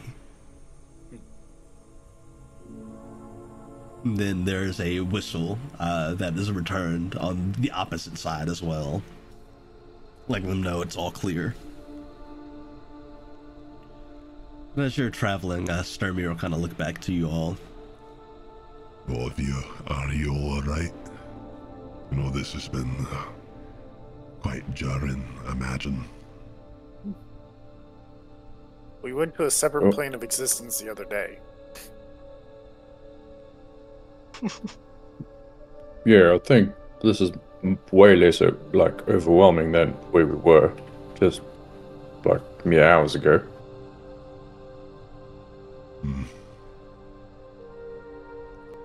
Well, I'm glad you're all safe at least. I know this lot is a bit strange, perhaps, but they mean well. I mean, as long as they mean well, then all's well. I've met them Unless... briefly in the past. They're very much about their goals. They've not done me any slights or harms. I mean, they've not really given us a... I mean, they give us a reason to, not trust them, then, you know, I'll definitely have my guard up, but... It's understandable to be one-sided in certain goals. Just glad that their goal is a little bit more wholesome than others. Right. I'm mostly just glad they're not godslayers or something. Right.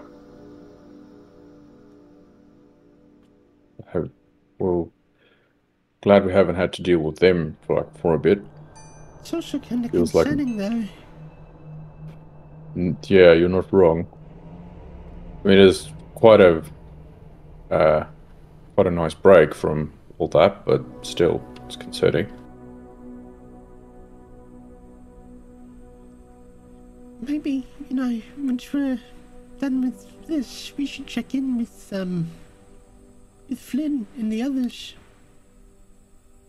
That's right, yeah. Would be a good idea. I haven't heard from them in a bit. Yeah, I hope they're okay.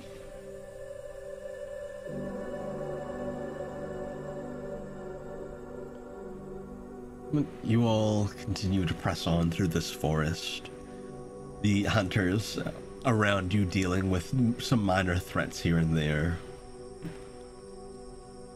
But with this whole operation, so to speak, you managed to make a pretty quick time moving about. A lot of it for you all in the center is just every now and then hearing the startling whistle from one side and then a follow-up and maybe the sounds of fighting that go on for but a few seconds usually.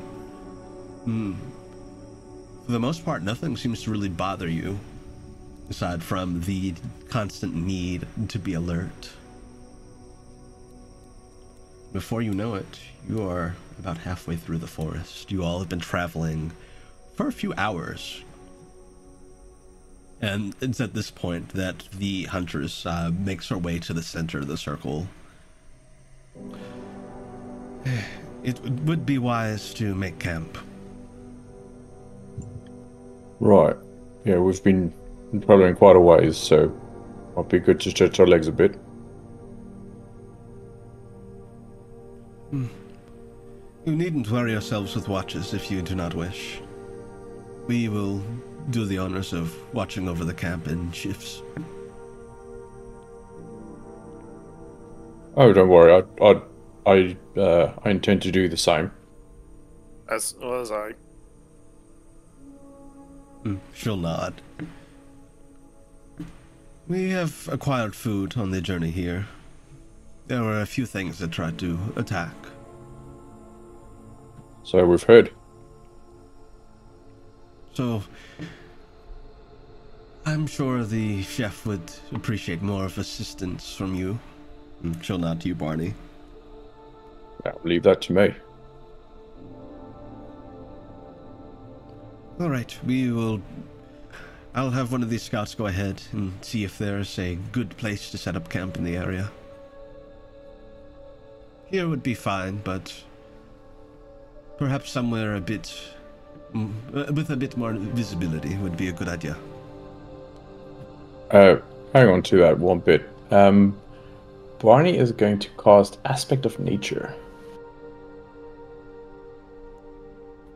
So he can spot us an appropriate campsite that would be ideal. So in doing that, you would actually find that kind of to the north of where you all are is a nice little riverside, kind of a grove.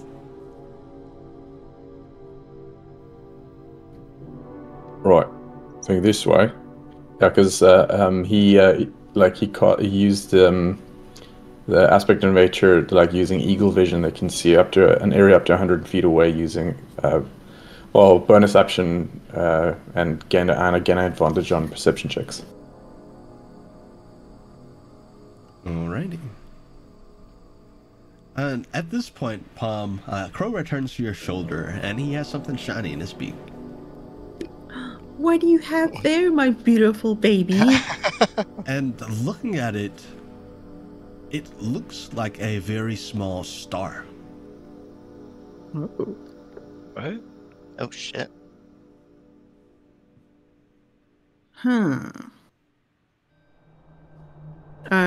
Who's the group leader here again? Vance was the Minotaur you spoke to. And then Okay, Nadine was the huntress. She'll ask Crow where he got it, and what else he saw. Fell from sky. Did you find it on the ground, or did you catch it? Caught it in mid-air. Oh. Just kind of proudly. Let's go talk to Vance. She gives him a little scratch under the chin.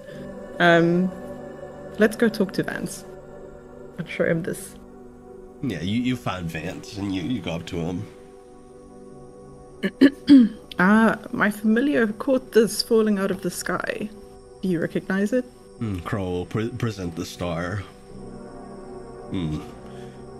That's a star fragment. Vince, he'll, assuming Crow hands it over, he'll take it and just kind of hold it up and kind of inspect it.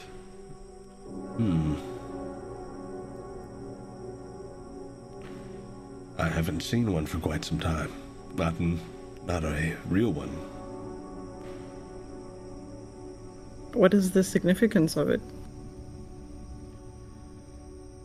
It used to be a means of our ancestors communicating to us.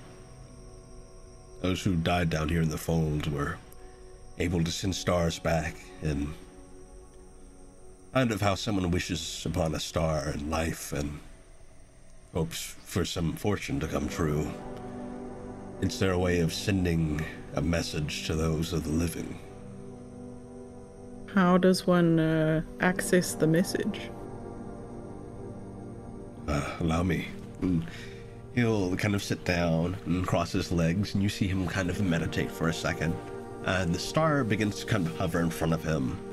You see, it seems to beat almost like a heart does. And you can see parts of it kind of getting larger and retracting, kind of rhythmically. And as he meditates more and more, the star gets a bit brighter, and you can see forming is a spirit who is making contact with the star. Their eyes seem to be closed. This particular spirit seems to be... let's see. This appears to be a Duergar, one of the deep dwarves who is making contact. And you don't hear anything at first, but then you hear kind of a loud, We send this message that you may find it, those of the living. I hope that you continue to seek the Starlight Stag. There is a grave danger soon to befall the fold once again.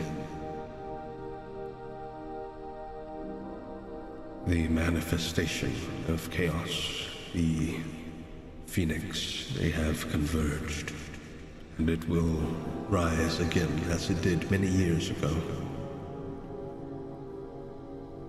It is of the utmost importance. The stag is capable and ready to protect the fold that we called home.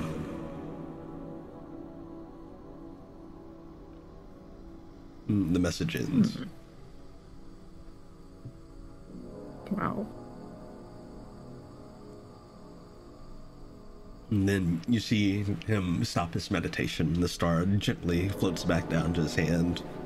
And he'll get up and hand the star back to Crow. Oh, thank you for bringing this to me.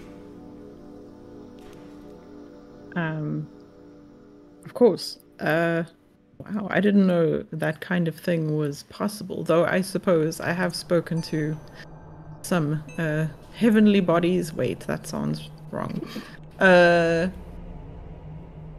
What's the deity again that I spoke to when I got my powers? You spoke to the Scribe of Stars. The Scribe of Stars, yes. I have spoken to the Scribe of Stars before, so interstellar communication, I suppose, is not completely unheard of, but this is a first for me.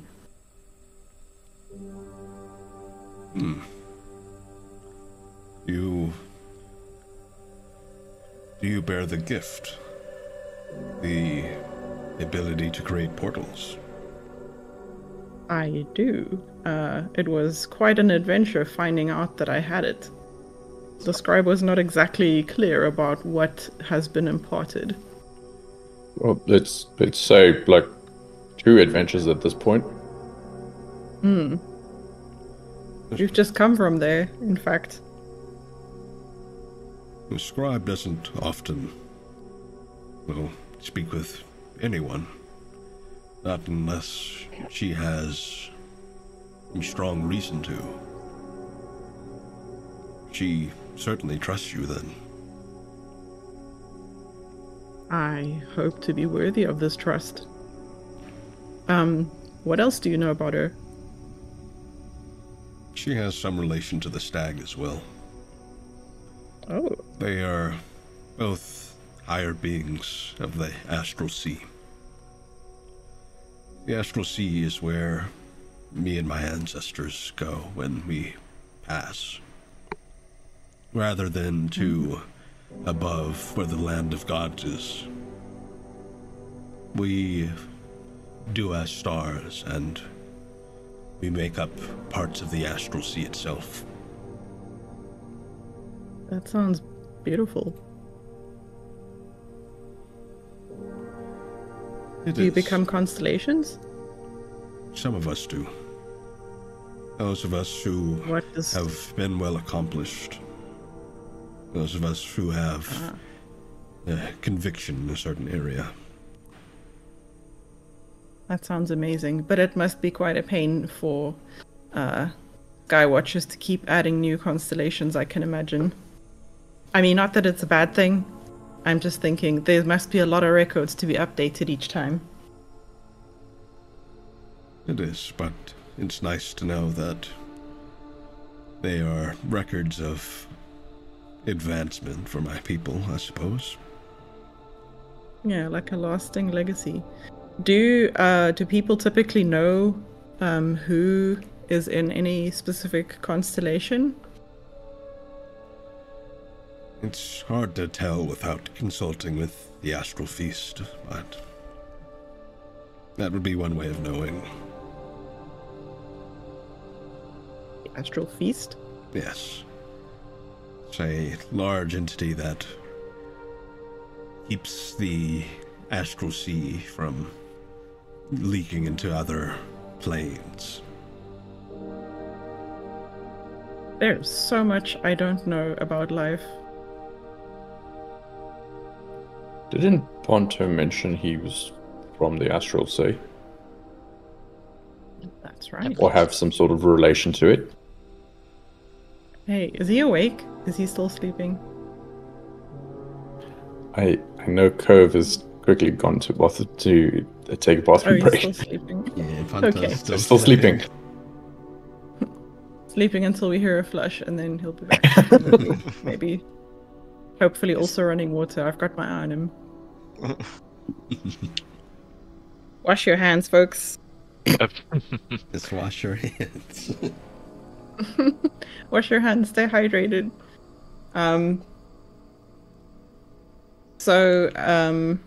Is there any way to tell when this message was sent? Is it sort of...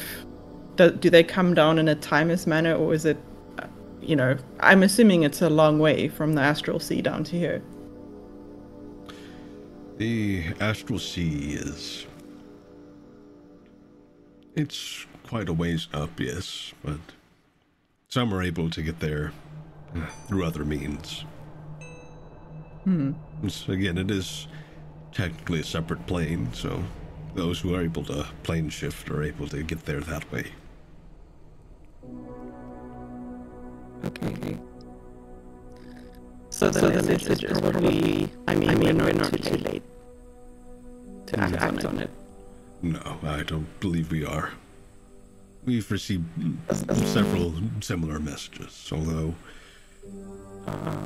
the convergence of the Phoenix and Chaos is new information.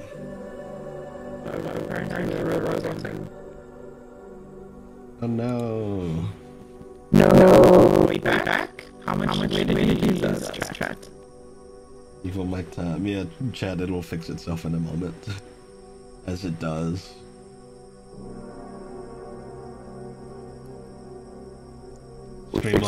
Streamlabs did not update that bit, I guess. Streamlabs, fix the robo mic issue, please. Streamlabs, please. Are we back? Are we human? Are we still machine? Yeah, you still have to pass Is the this captain. real life, or is this just fantasy? Are we men or dancers? Exactly. That's what I was saying. Megatron would Okay. be scary. R.I.P. Yeah, give it a moment. Something girls. I will take this opportunity to go talk more about myself.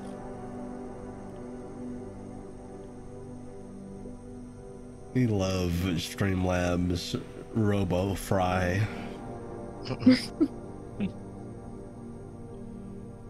It wouldn't be a stream without it, unfortunately. Yeah, just repeat everything that tonight. everyone says. Exactly. And is cooking waffles. Oh my god. Somebody was roasting meat earlier and it smelled so good, and now somebody is cooking waffles. I'm very sure of it. I smell that vanilla, sugary, doughy. Oh man. Oh, that sounds kill for some delicious. waffles. Oh my god. You know what? Oh man. Our neighbor is a baker. She runs a small bakery from her house. And every so often the smells will waft over, so I'm kind of wondering if she isn't maybe busy with an order for tomorrow. Waffles sound so good.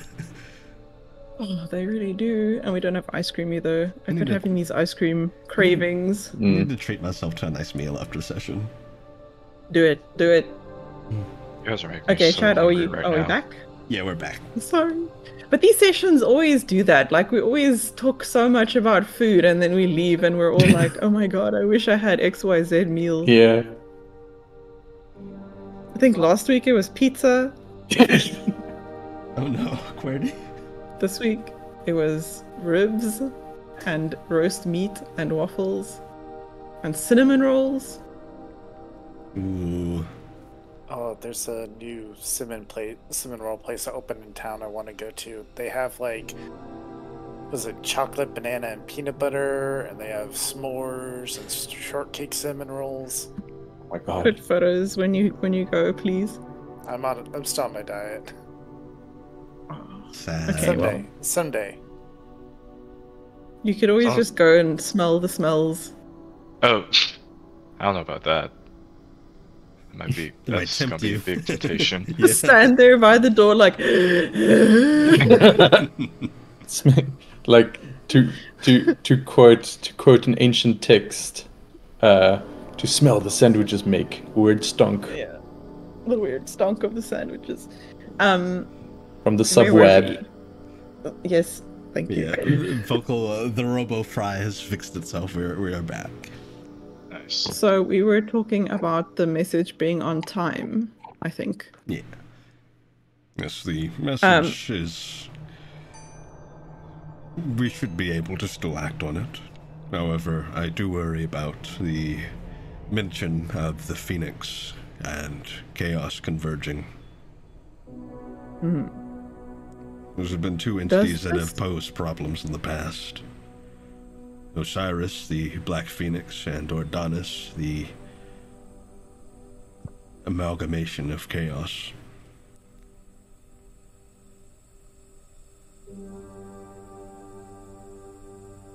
I'm sorry, the waffle smell intensified for a second, and I just had to. Just had to Follow take my it door. in. It was like it just permeated my brain. I just saw one large waffle inside my head and nothing else for a second. You had a moment of peace. Hell yeah. I think I should make some flapjacks after this just to satisfy the fried batter feeling.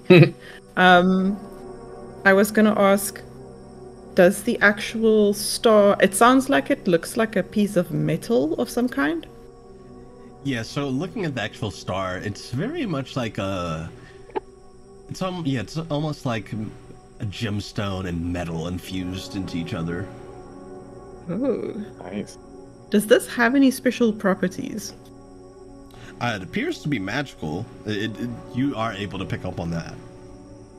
Can I ask who's good at magic stuff? Maybe tell us or candles? I've got Arcana proficiency. I can touch an object and know it's magic. Ah, yes. Tell us, could you have a look at this for me, please? What's this? It's a fallen star. People from the astral sea use it, or use them, to convey messages to people down here. But it seems to be magical in nature in another way. I will not lick the star. Alright.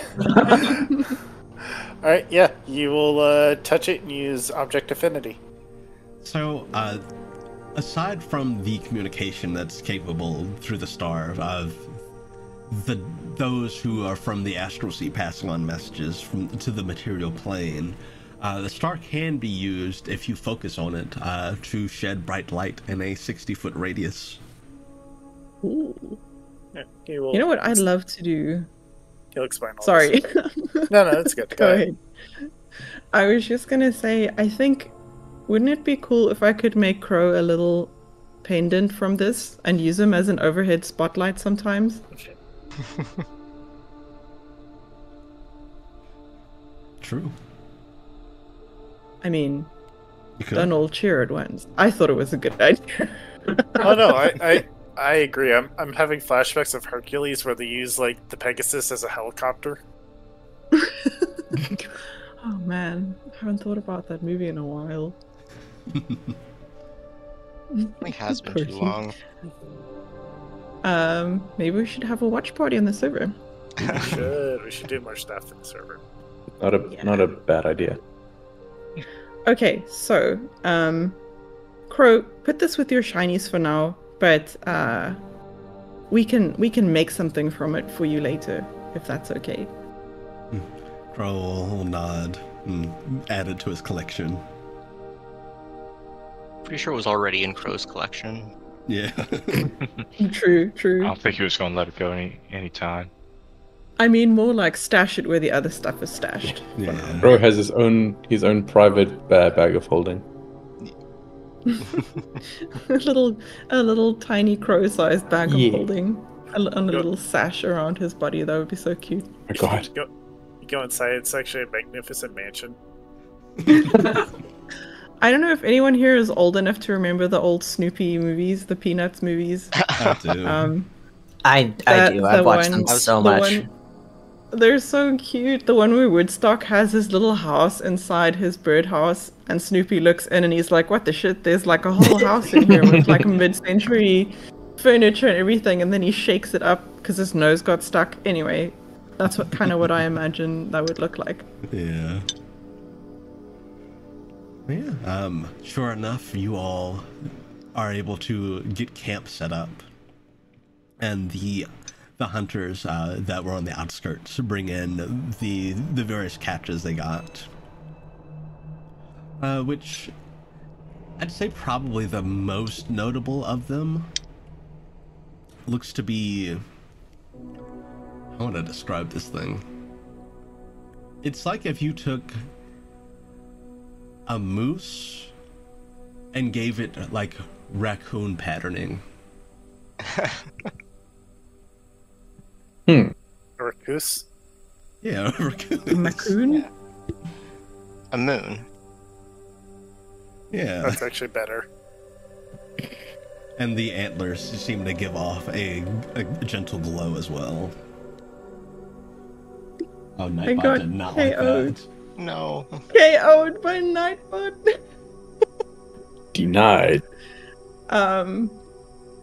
I was just trying to put the link to the Snoopy / Woodstock reference for people who are, who are not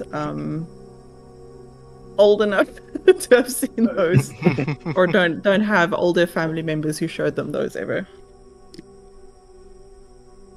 Yeah, Nightbot was like, no. I don't care if you're part of this campaign, just know. Who is this pomegranate? This dweef. Palm wonderful. Cool. I think Barney is gonna get to work. Yeah. So, similar to the last thing, similar to the Twilight Pariton, this is also pretty gamey, although a lot more heavy and fat. Delicious. Broth time.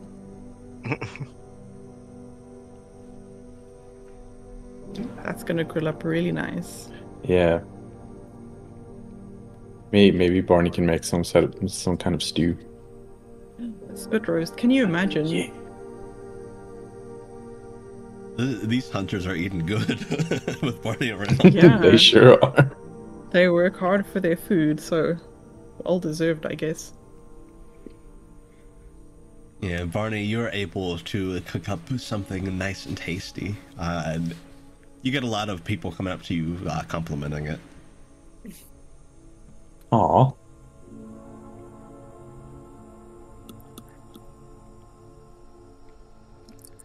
Yeah, you all have a nice meal and set up camp for the night. Was anyone going to take a watch as well? Absolutely. Yeah, Barney's also doing a watch. And Candles Gunther will is doing a not watch where she's just spending the whole 2 hours investigating the mushrooms. Yeah, Gunther tell will us about also the do mushrooms. watch.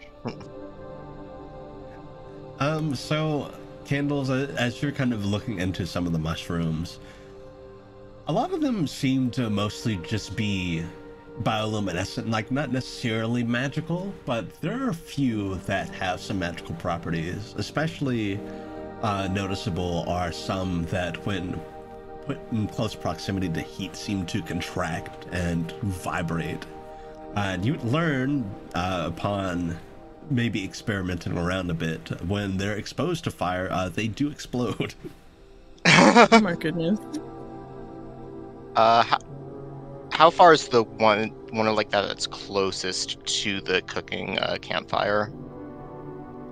Like the closest Yeah. of those mushrooms, I'd say far enough away to where it wouldn't be a problem. I'd say about there's a couple within 20 feet or so. Okay, that's distressing.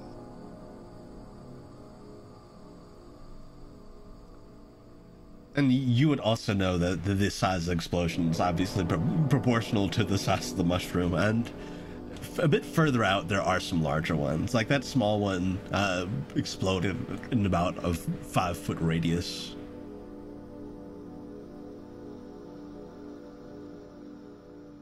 Mushroom dynamite.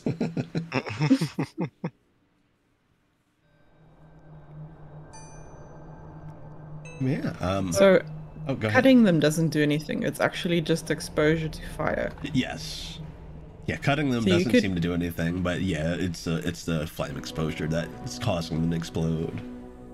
You could, if you harvest them, stick a little fuse in them. Like a little wick. Yeah. That was exactly what I was thinking. Make some fire bombs. Mm. Oh, absolutely. Getting all Dark Souls up in here.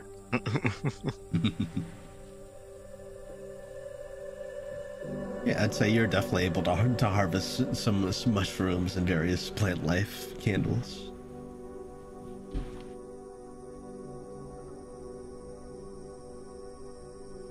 Is anyone else doing anything before they settle down?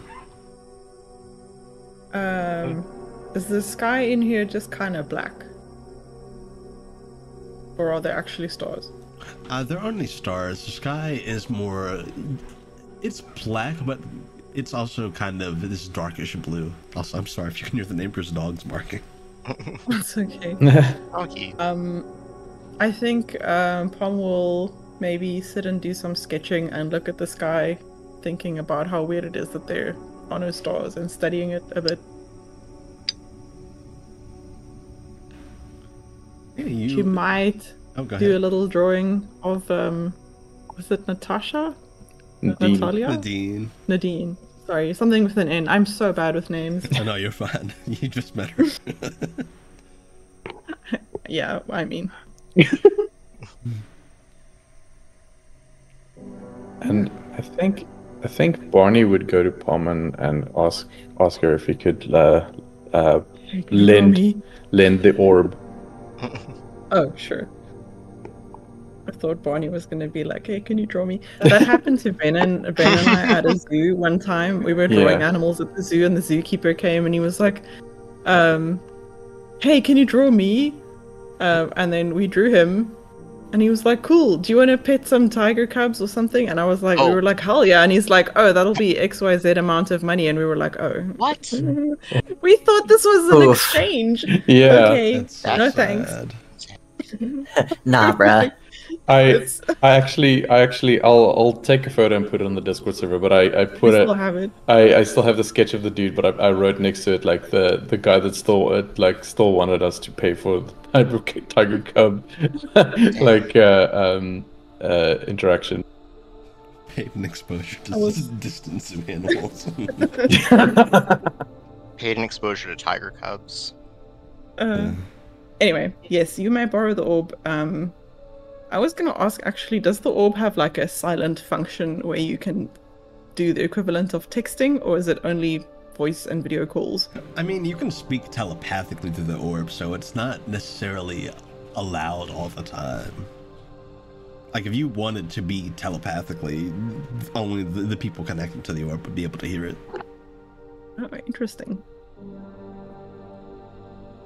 Or I'd receive a lot of nonsense and waffle photos included with whatever I'm saying. If it was telepathic right now, probably. the orb WhatsApp group. Someone posting random waffle gifs. Yes, you may borrow the orb. Just try not to drop it in stew or something. What's orb? Not gonna do that. I just want to talk to Mum. Sure. Tell her I say hi. I will. And Barney's gonna try to get in contact with his mother because he hasn't spoken to her in a while. Yeah, so you call up Guinevere, and after a moment, there's an answer. Oh, hello? Hi, Mum.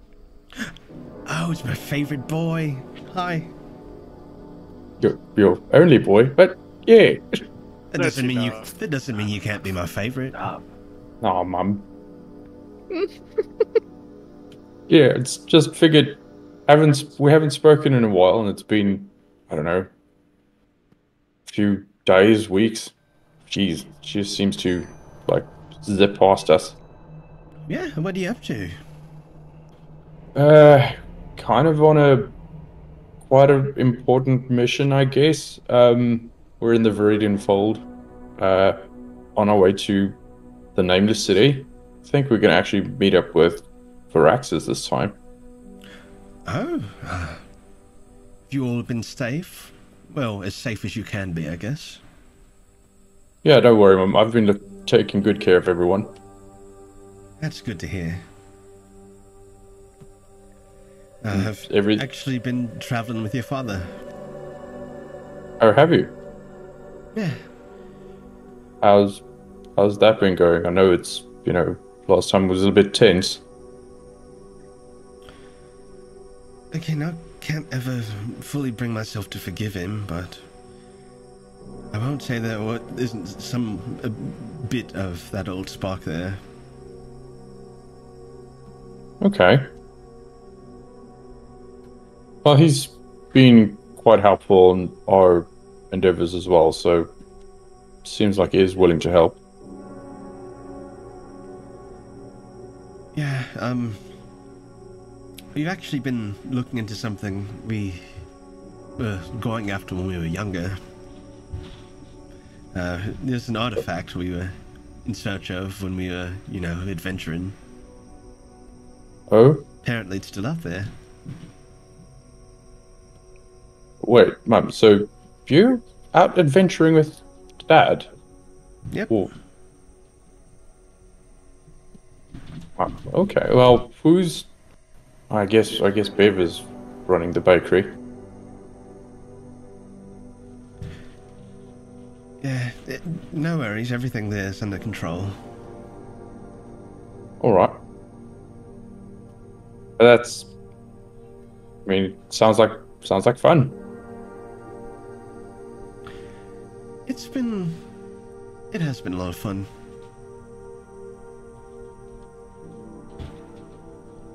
Everything been all right on your end? Yeah, like I mean, nothing that we couldn't have handled. There was some scary bits. I will admit, but you know, it's all we've kind of. Sorry, that was my own orb going off.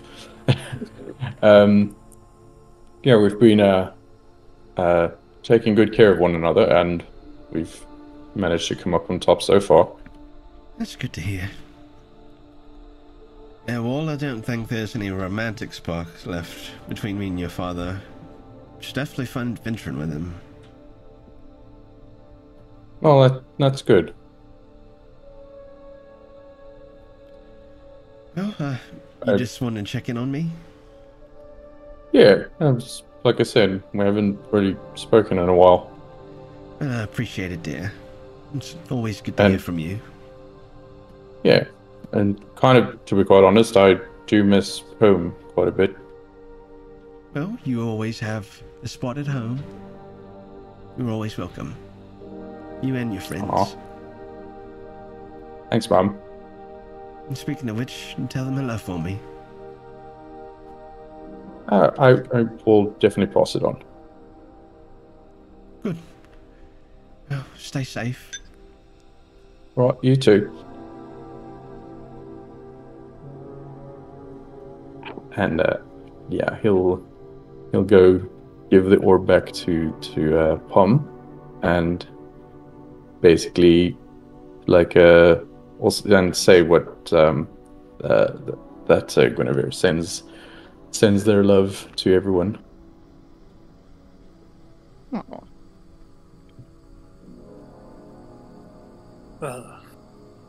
It's good it's good to hear she's doing well.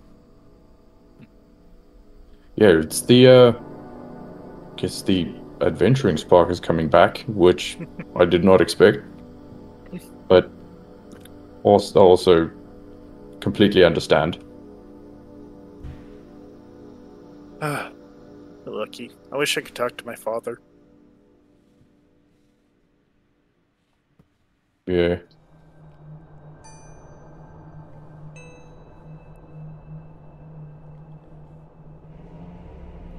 Well, I'm ready to keep watch if that's okay.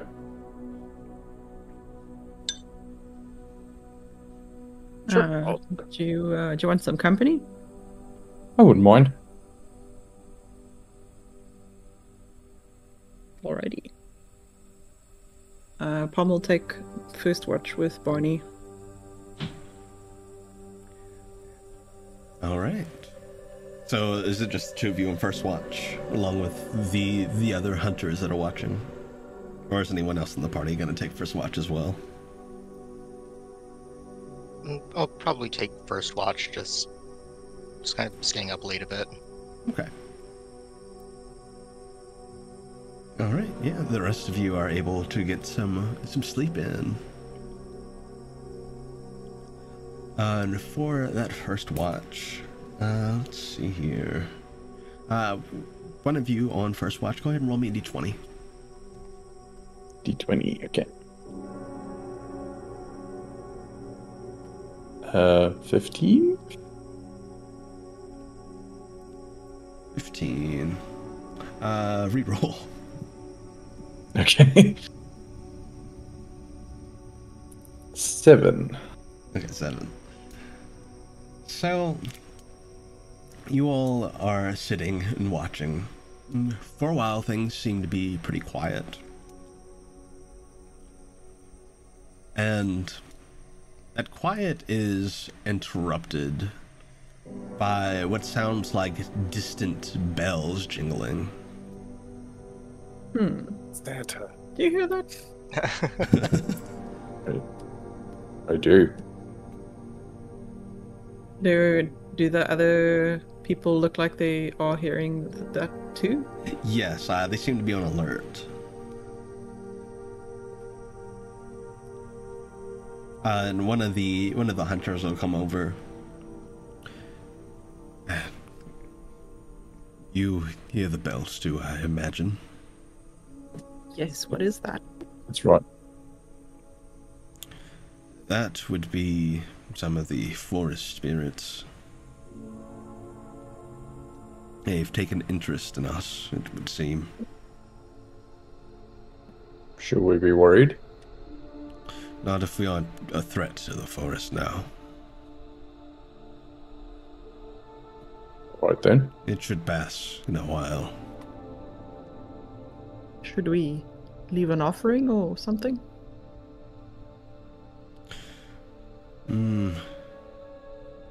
It might appease them, yes. If you have anything. What do they like?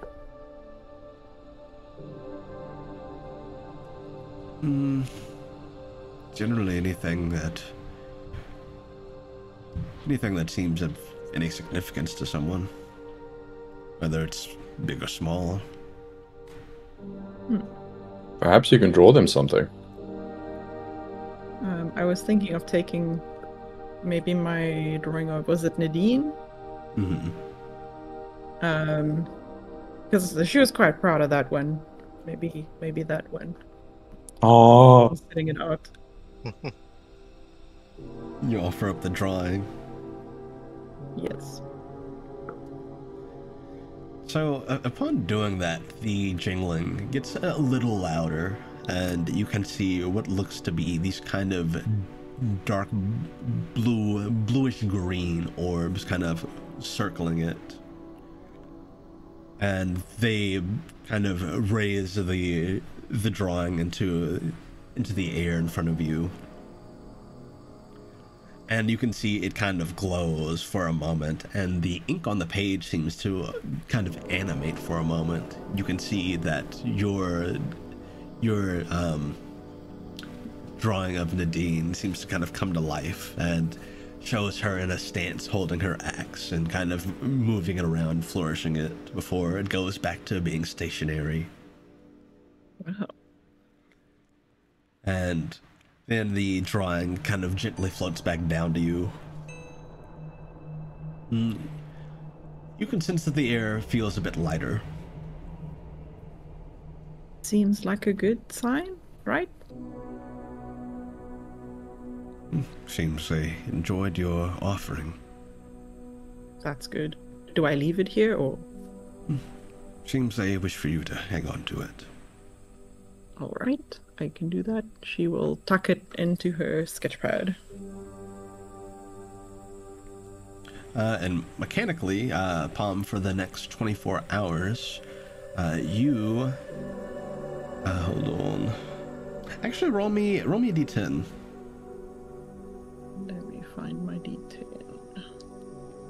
That is a d10, yes. 5. 5, okay. For the next 24 hours, you have 2 luck points. Nice. ooh. Thanks. Nice. Lucky. Yeah, literally. I'll make a note.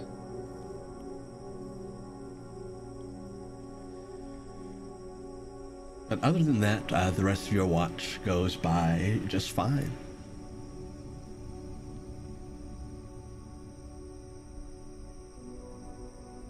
With that, you switch places.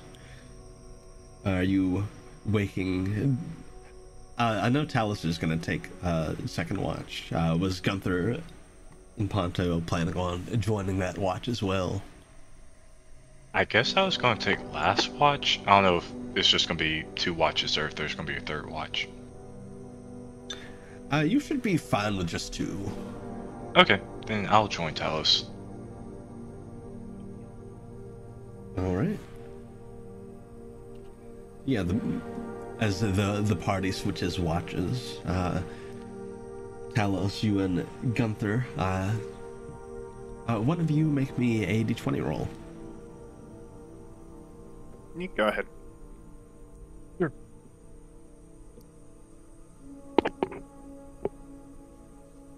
SS-16. So, as you all are standing watch, you notice that it gets almost eerily quiet at one point. You've noticed that it's only gotten darker. It is almost dead silent. And the two of you take notice of the fauna around you seeming to almost warp, as though it's twisting in unnatural ways. And it seems like it's doing it in such a way that it's warping closer and closer. Both of you make me a perception check.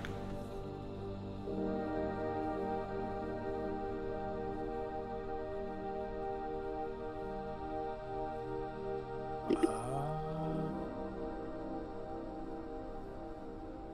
16. 18.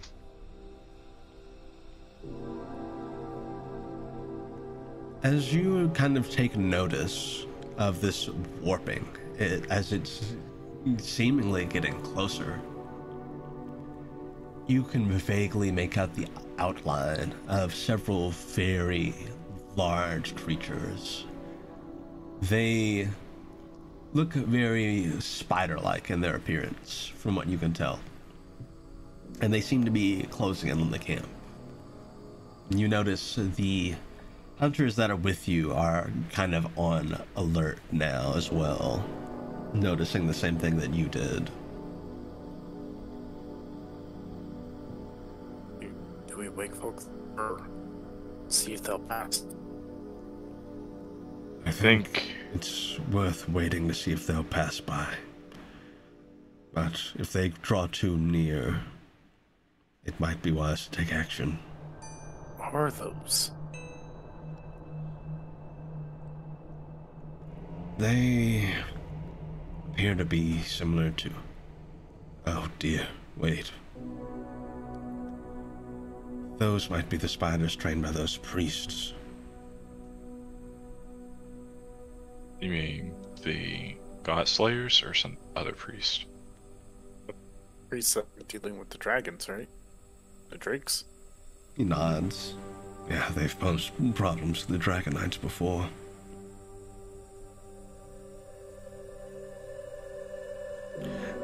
And it's at this point that you do notice, as these are drawing closer, that these aren't just spiders.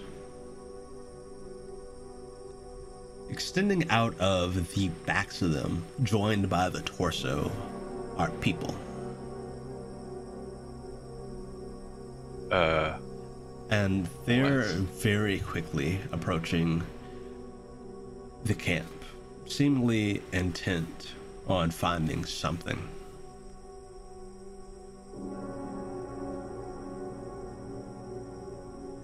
Gunther is going to...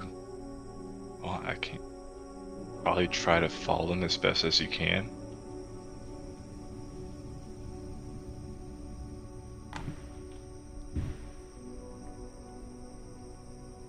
They seem to stop at a certain point of approaching. But you take notice and kind of look around, and you can see that there's this kind of warbling outline of about 10 of them. Kind of encircling the camp, slowly closing in.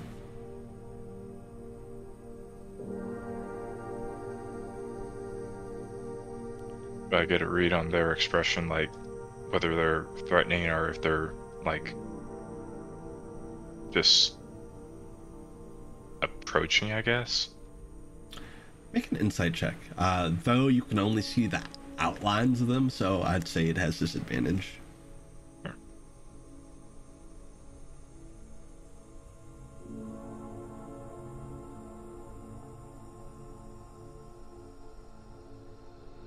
That is going to be a 17. They seem to be waiting for an opening to get whatever it is they've come here for to your camp.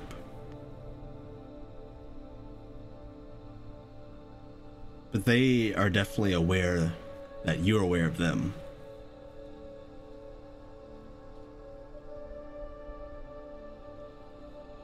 Are any of the hunters around by any chance? Yes, you can see that they have their bows ready to be drawn at a moment's notice, or their weapons clutched in their hands. One of them will kind of slowly make his way over to you. Make sure the prince is protected. I think they're after him. Wasn't even a question.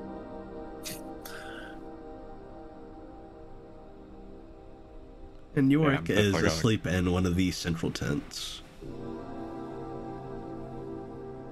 Talos is gonna just glance over to Gunther and just like head nod over in that direction, like go check on you. I'll do that.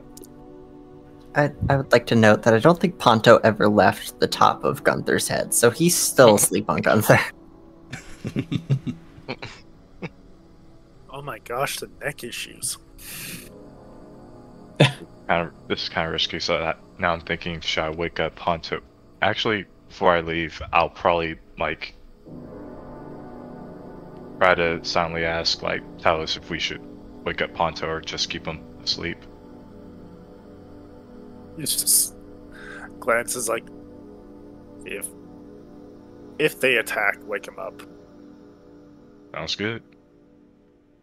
Yeah, so Gunther will go on over to the tent where York is. Yeah, you go over there. He's soundly asleep.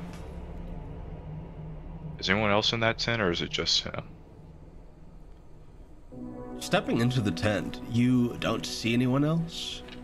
Although you do feel kind of this weight looming over you, as though something is watching.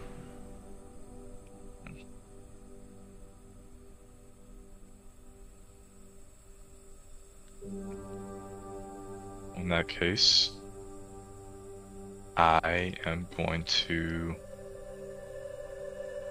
dig around in the tent just to keep watch over York. Make me an investigation check. Yeah.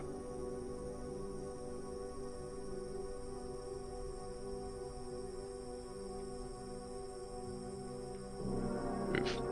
That is probably going to be a 3 here. Yeah, it's going to be a 3. Okay. So yeah, you settle in. You don't seem to see the source of whatever it is that's giving you that feeling of being watched. You can see Yorick is curled up in his bedroll, fast asleep though. Just making sure. I don't know if I can table. Might I suggest placing the Ponto next to the Yorick?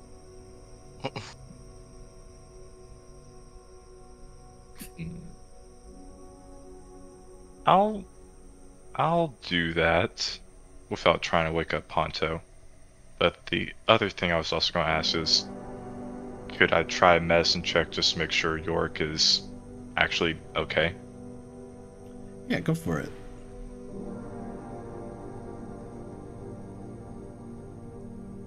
Well, Okay. actually, question: how are you going about medicine checking him? Are you gonna check his body at all? Main thing I'm checking is probably. I guess I'll probably get close to him and try to hear breath sounds, hear anything. I guess this could also be kind of like a divine sense type of thing that I can use just to make sure there's nothing around him either. You use your divine sense. Yeah. What entities does that pick up on again? Let me make sure.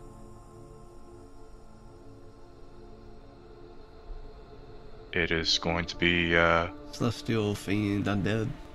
yeah. Okay. None of those. However, there is something you do notice. As you kind of get closer and listen for breaths, you hear what sounds like something writhing.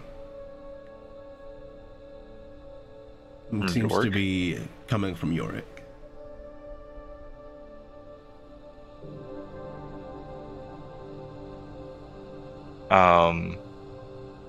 Okay.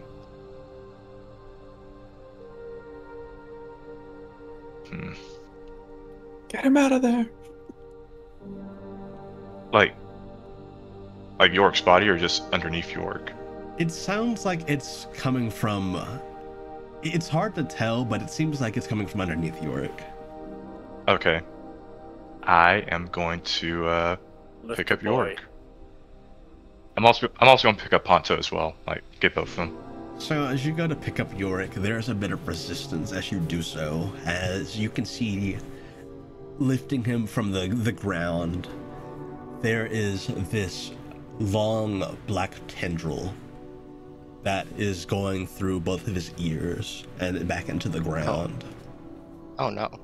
Yuck. And that seems to be the source of the writhing. And as you lift Yorick up from the ground, that tendril seems to stop writhing for just a moment, and you see this red pulse go down it back into the ground. And a moment later, from outside, you hear one of the hunters whistle. Talos, from your perspective, you see pretty abruptly all of those spider-like creatures begin to materialize, become visible. And you can see this red energy that goes towards one of them in the center. And he sounds some kind of horn, although you don't hear any sound. They seem to hear it. It seems to be something imperceptible to the naked ear.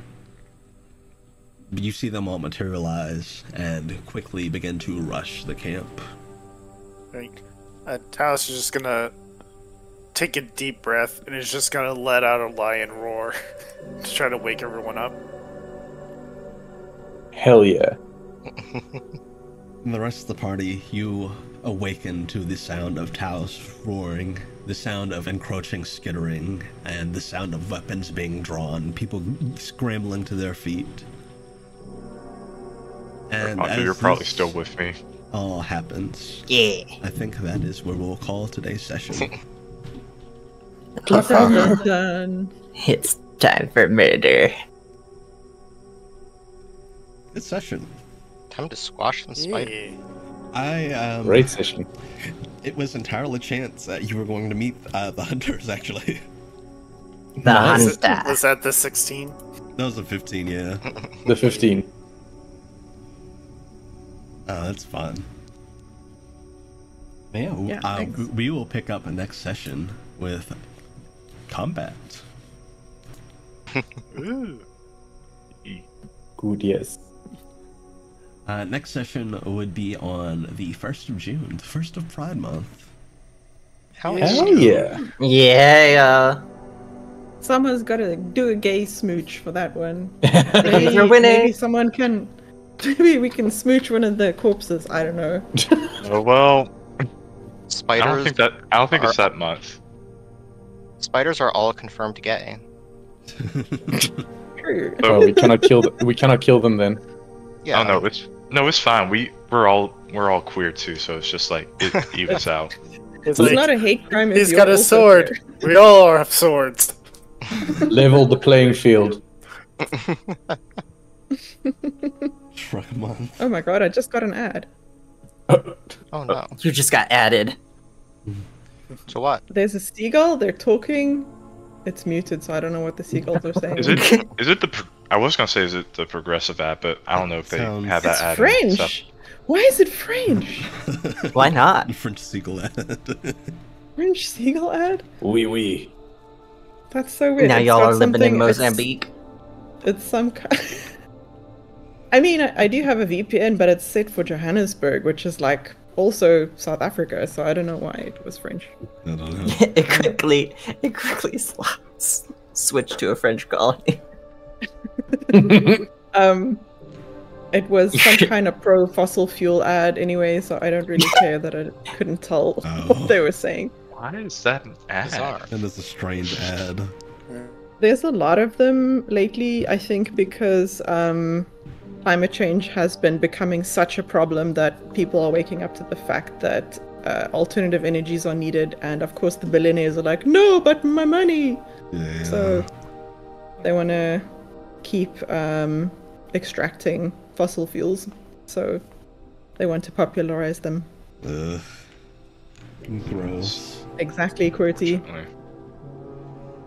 That is pretty much exactly it. They're lobbying a lot as well. There's a lot going on. I follow a climate news account on Blue Sky, and there's quite a lot. It's like a freaking I don't know if Barney is the right word. Do people overseas know what a Barney is? Over here it means like a schoolyard fight. Yes. Yeah, it's like Why I it's like a giggled when I colloquial, said, it's like a colloquial term here. yeah. I'm not sure if it's imported from Britain or what. Probably but- from the UK. Yeah, probably. Probably. But that's why I was giggling earlier when someone said the Barney hut or something. The Barney. The fighting hut. Yeah, The yeah, I know what a Barney. Barney is. He makes all the delicious food. Yeah. Hell That's the yeah. only Barney we know. Yeah, but when people used to fight when I was in primary school, people used to have fights sometimes on the playground, and you'd hear people chanting "Barney, Barney." 'Cause some people were fighting. Anyway, What's thank the God. G? The girls are fighting. I'm so glad I'm no longer in school where stuff like that just happens. Trust me, it happened a lot here too. Oh man, it's so sad. Like, yeah, let's not get into that right now. Yeah. That aside, though, chat, thank you for joining us. We'll be back on the 1st of June for the next session. We'll hop into some combat and some intrigue. Hell yeah. Also, you guys have an assignment. You had to draw something gay for Pride Month. Gay. I mean, that's a given. Absolutely. Yes, chat, thank you for joining us. Hope you have a lovely rest of your Saturday. And take it easy. Bye. Bye Bye. bye.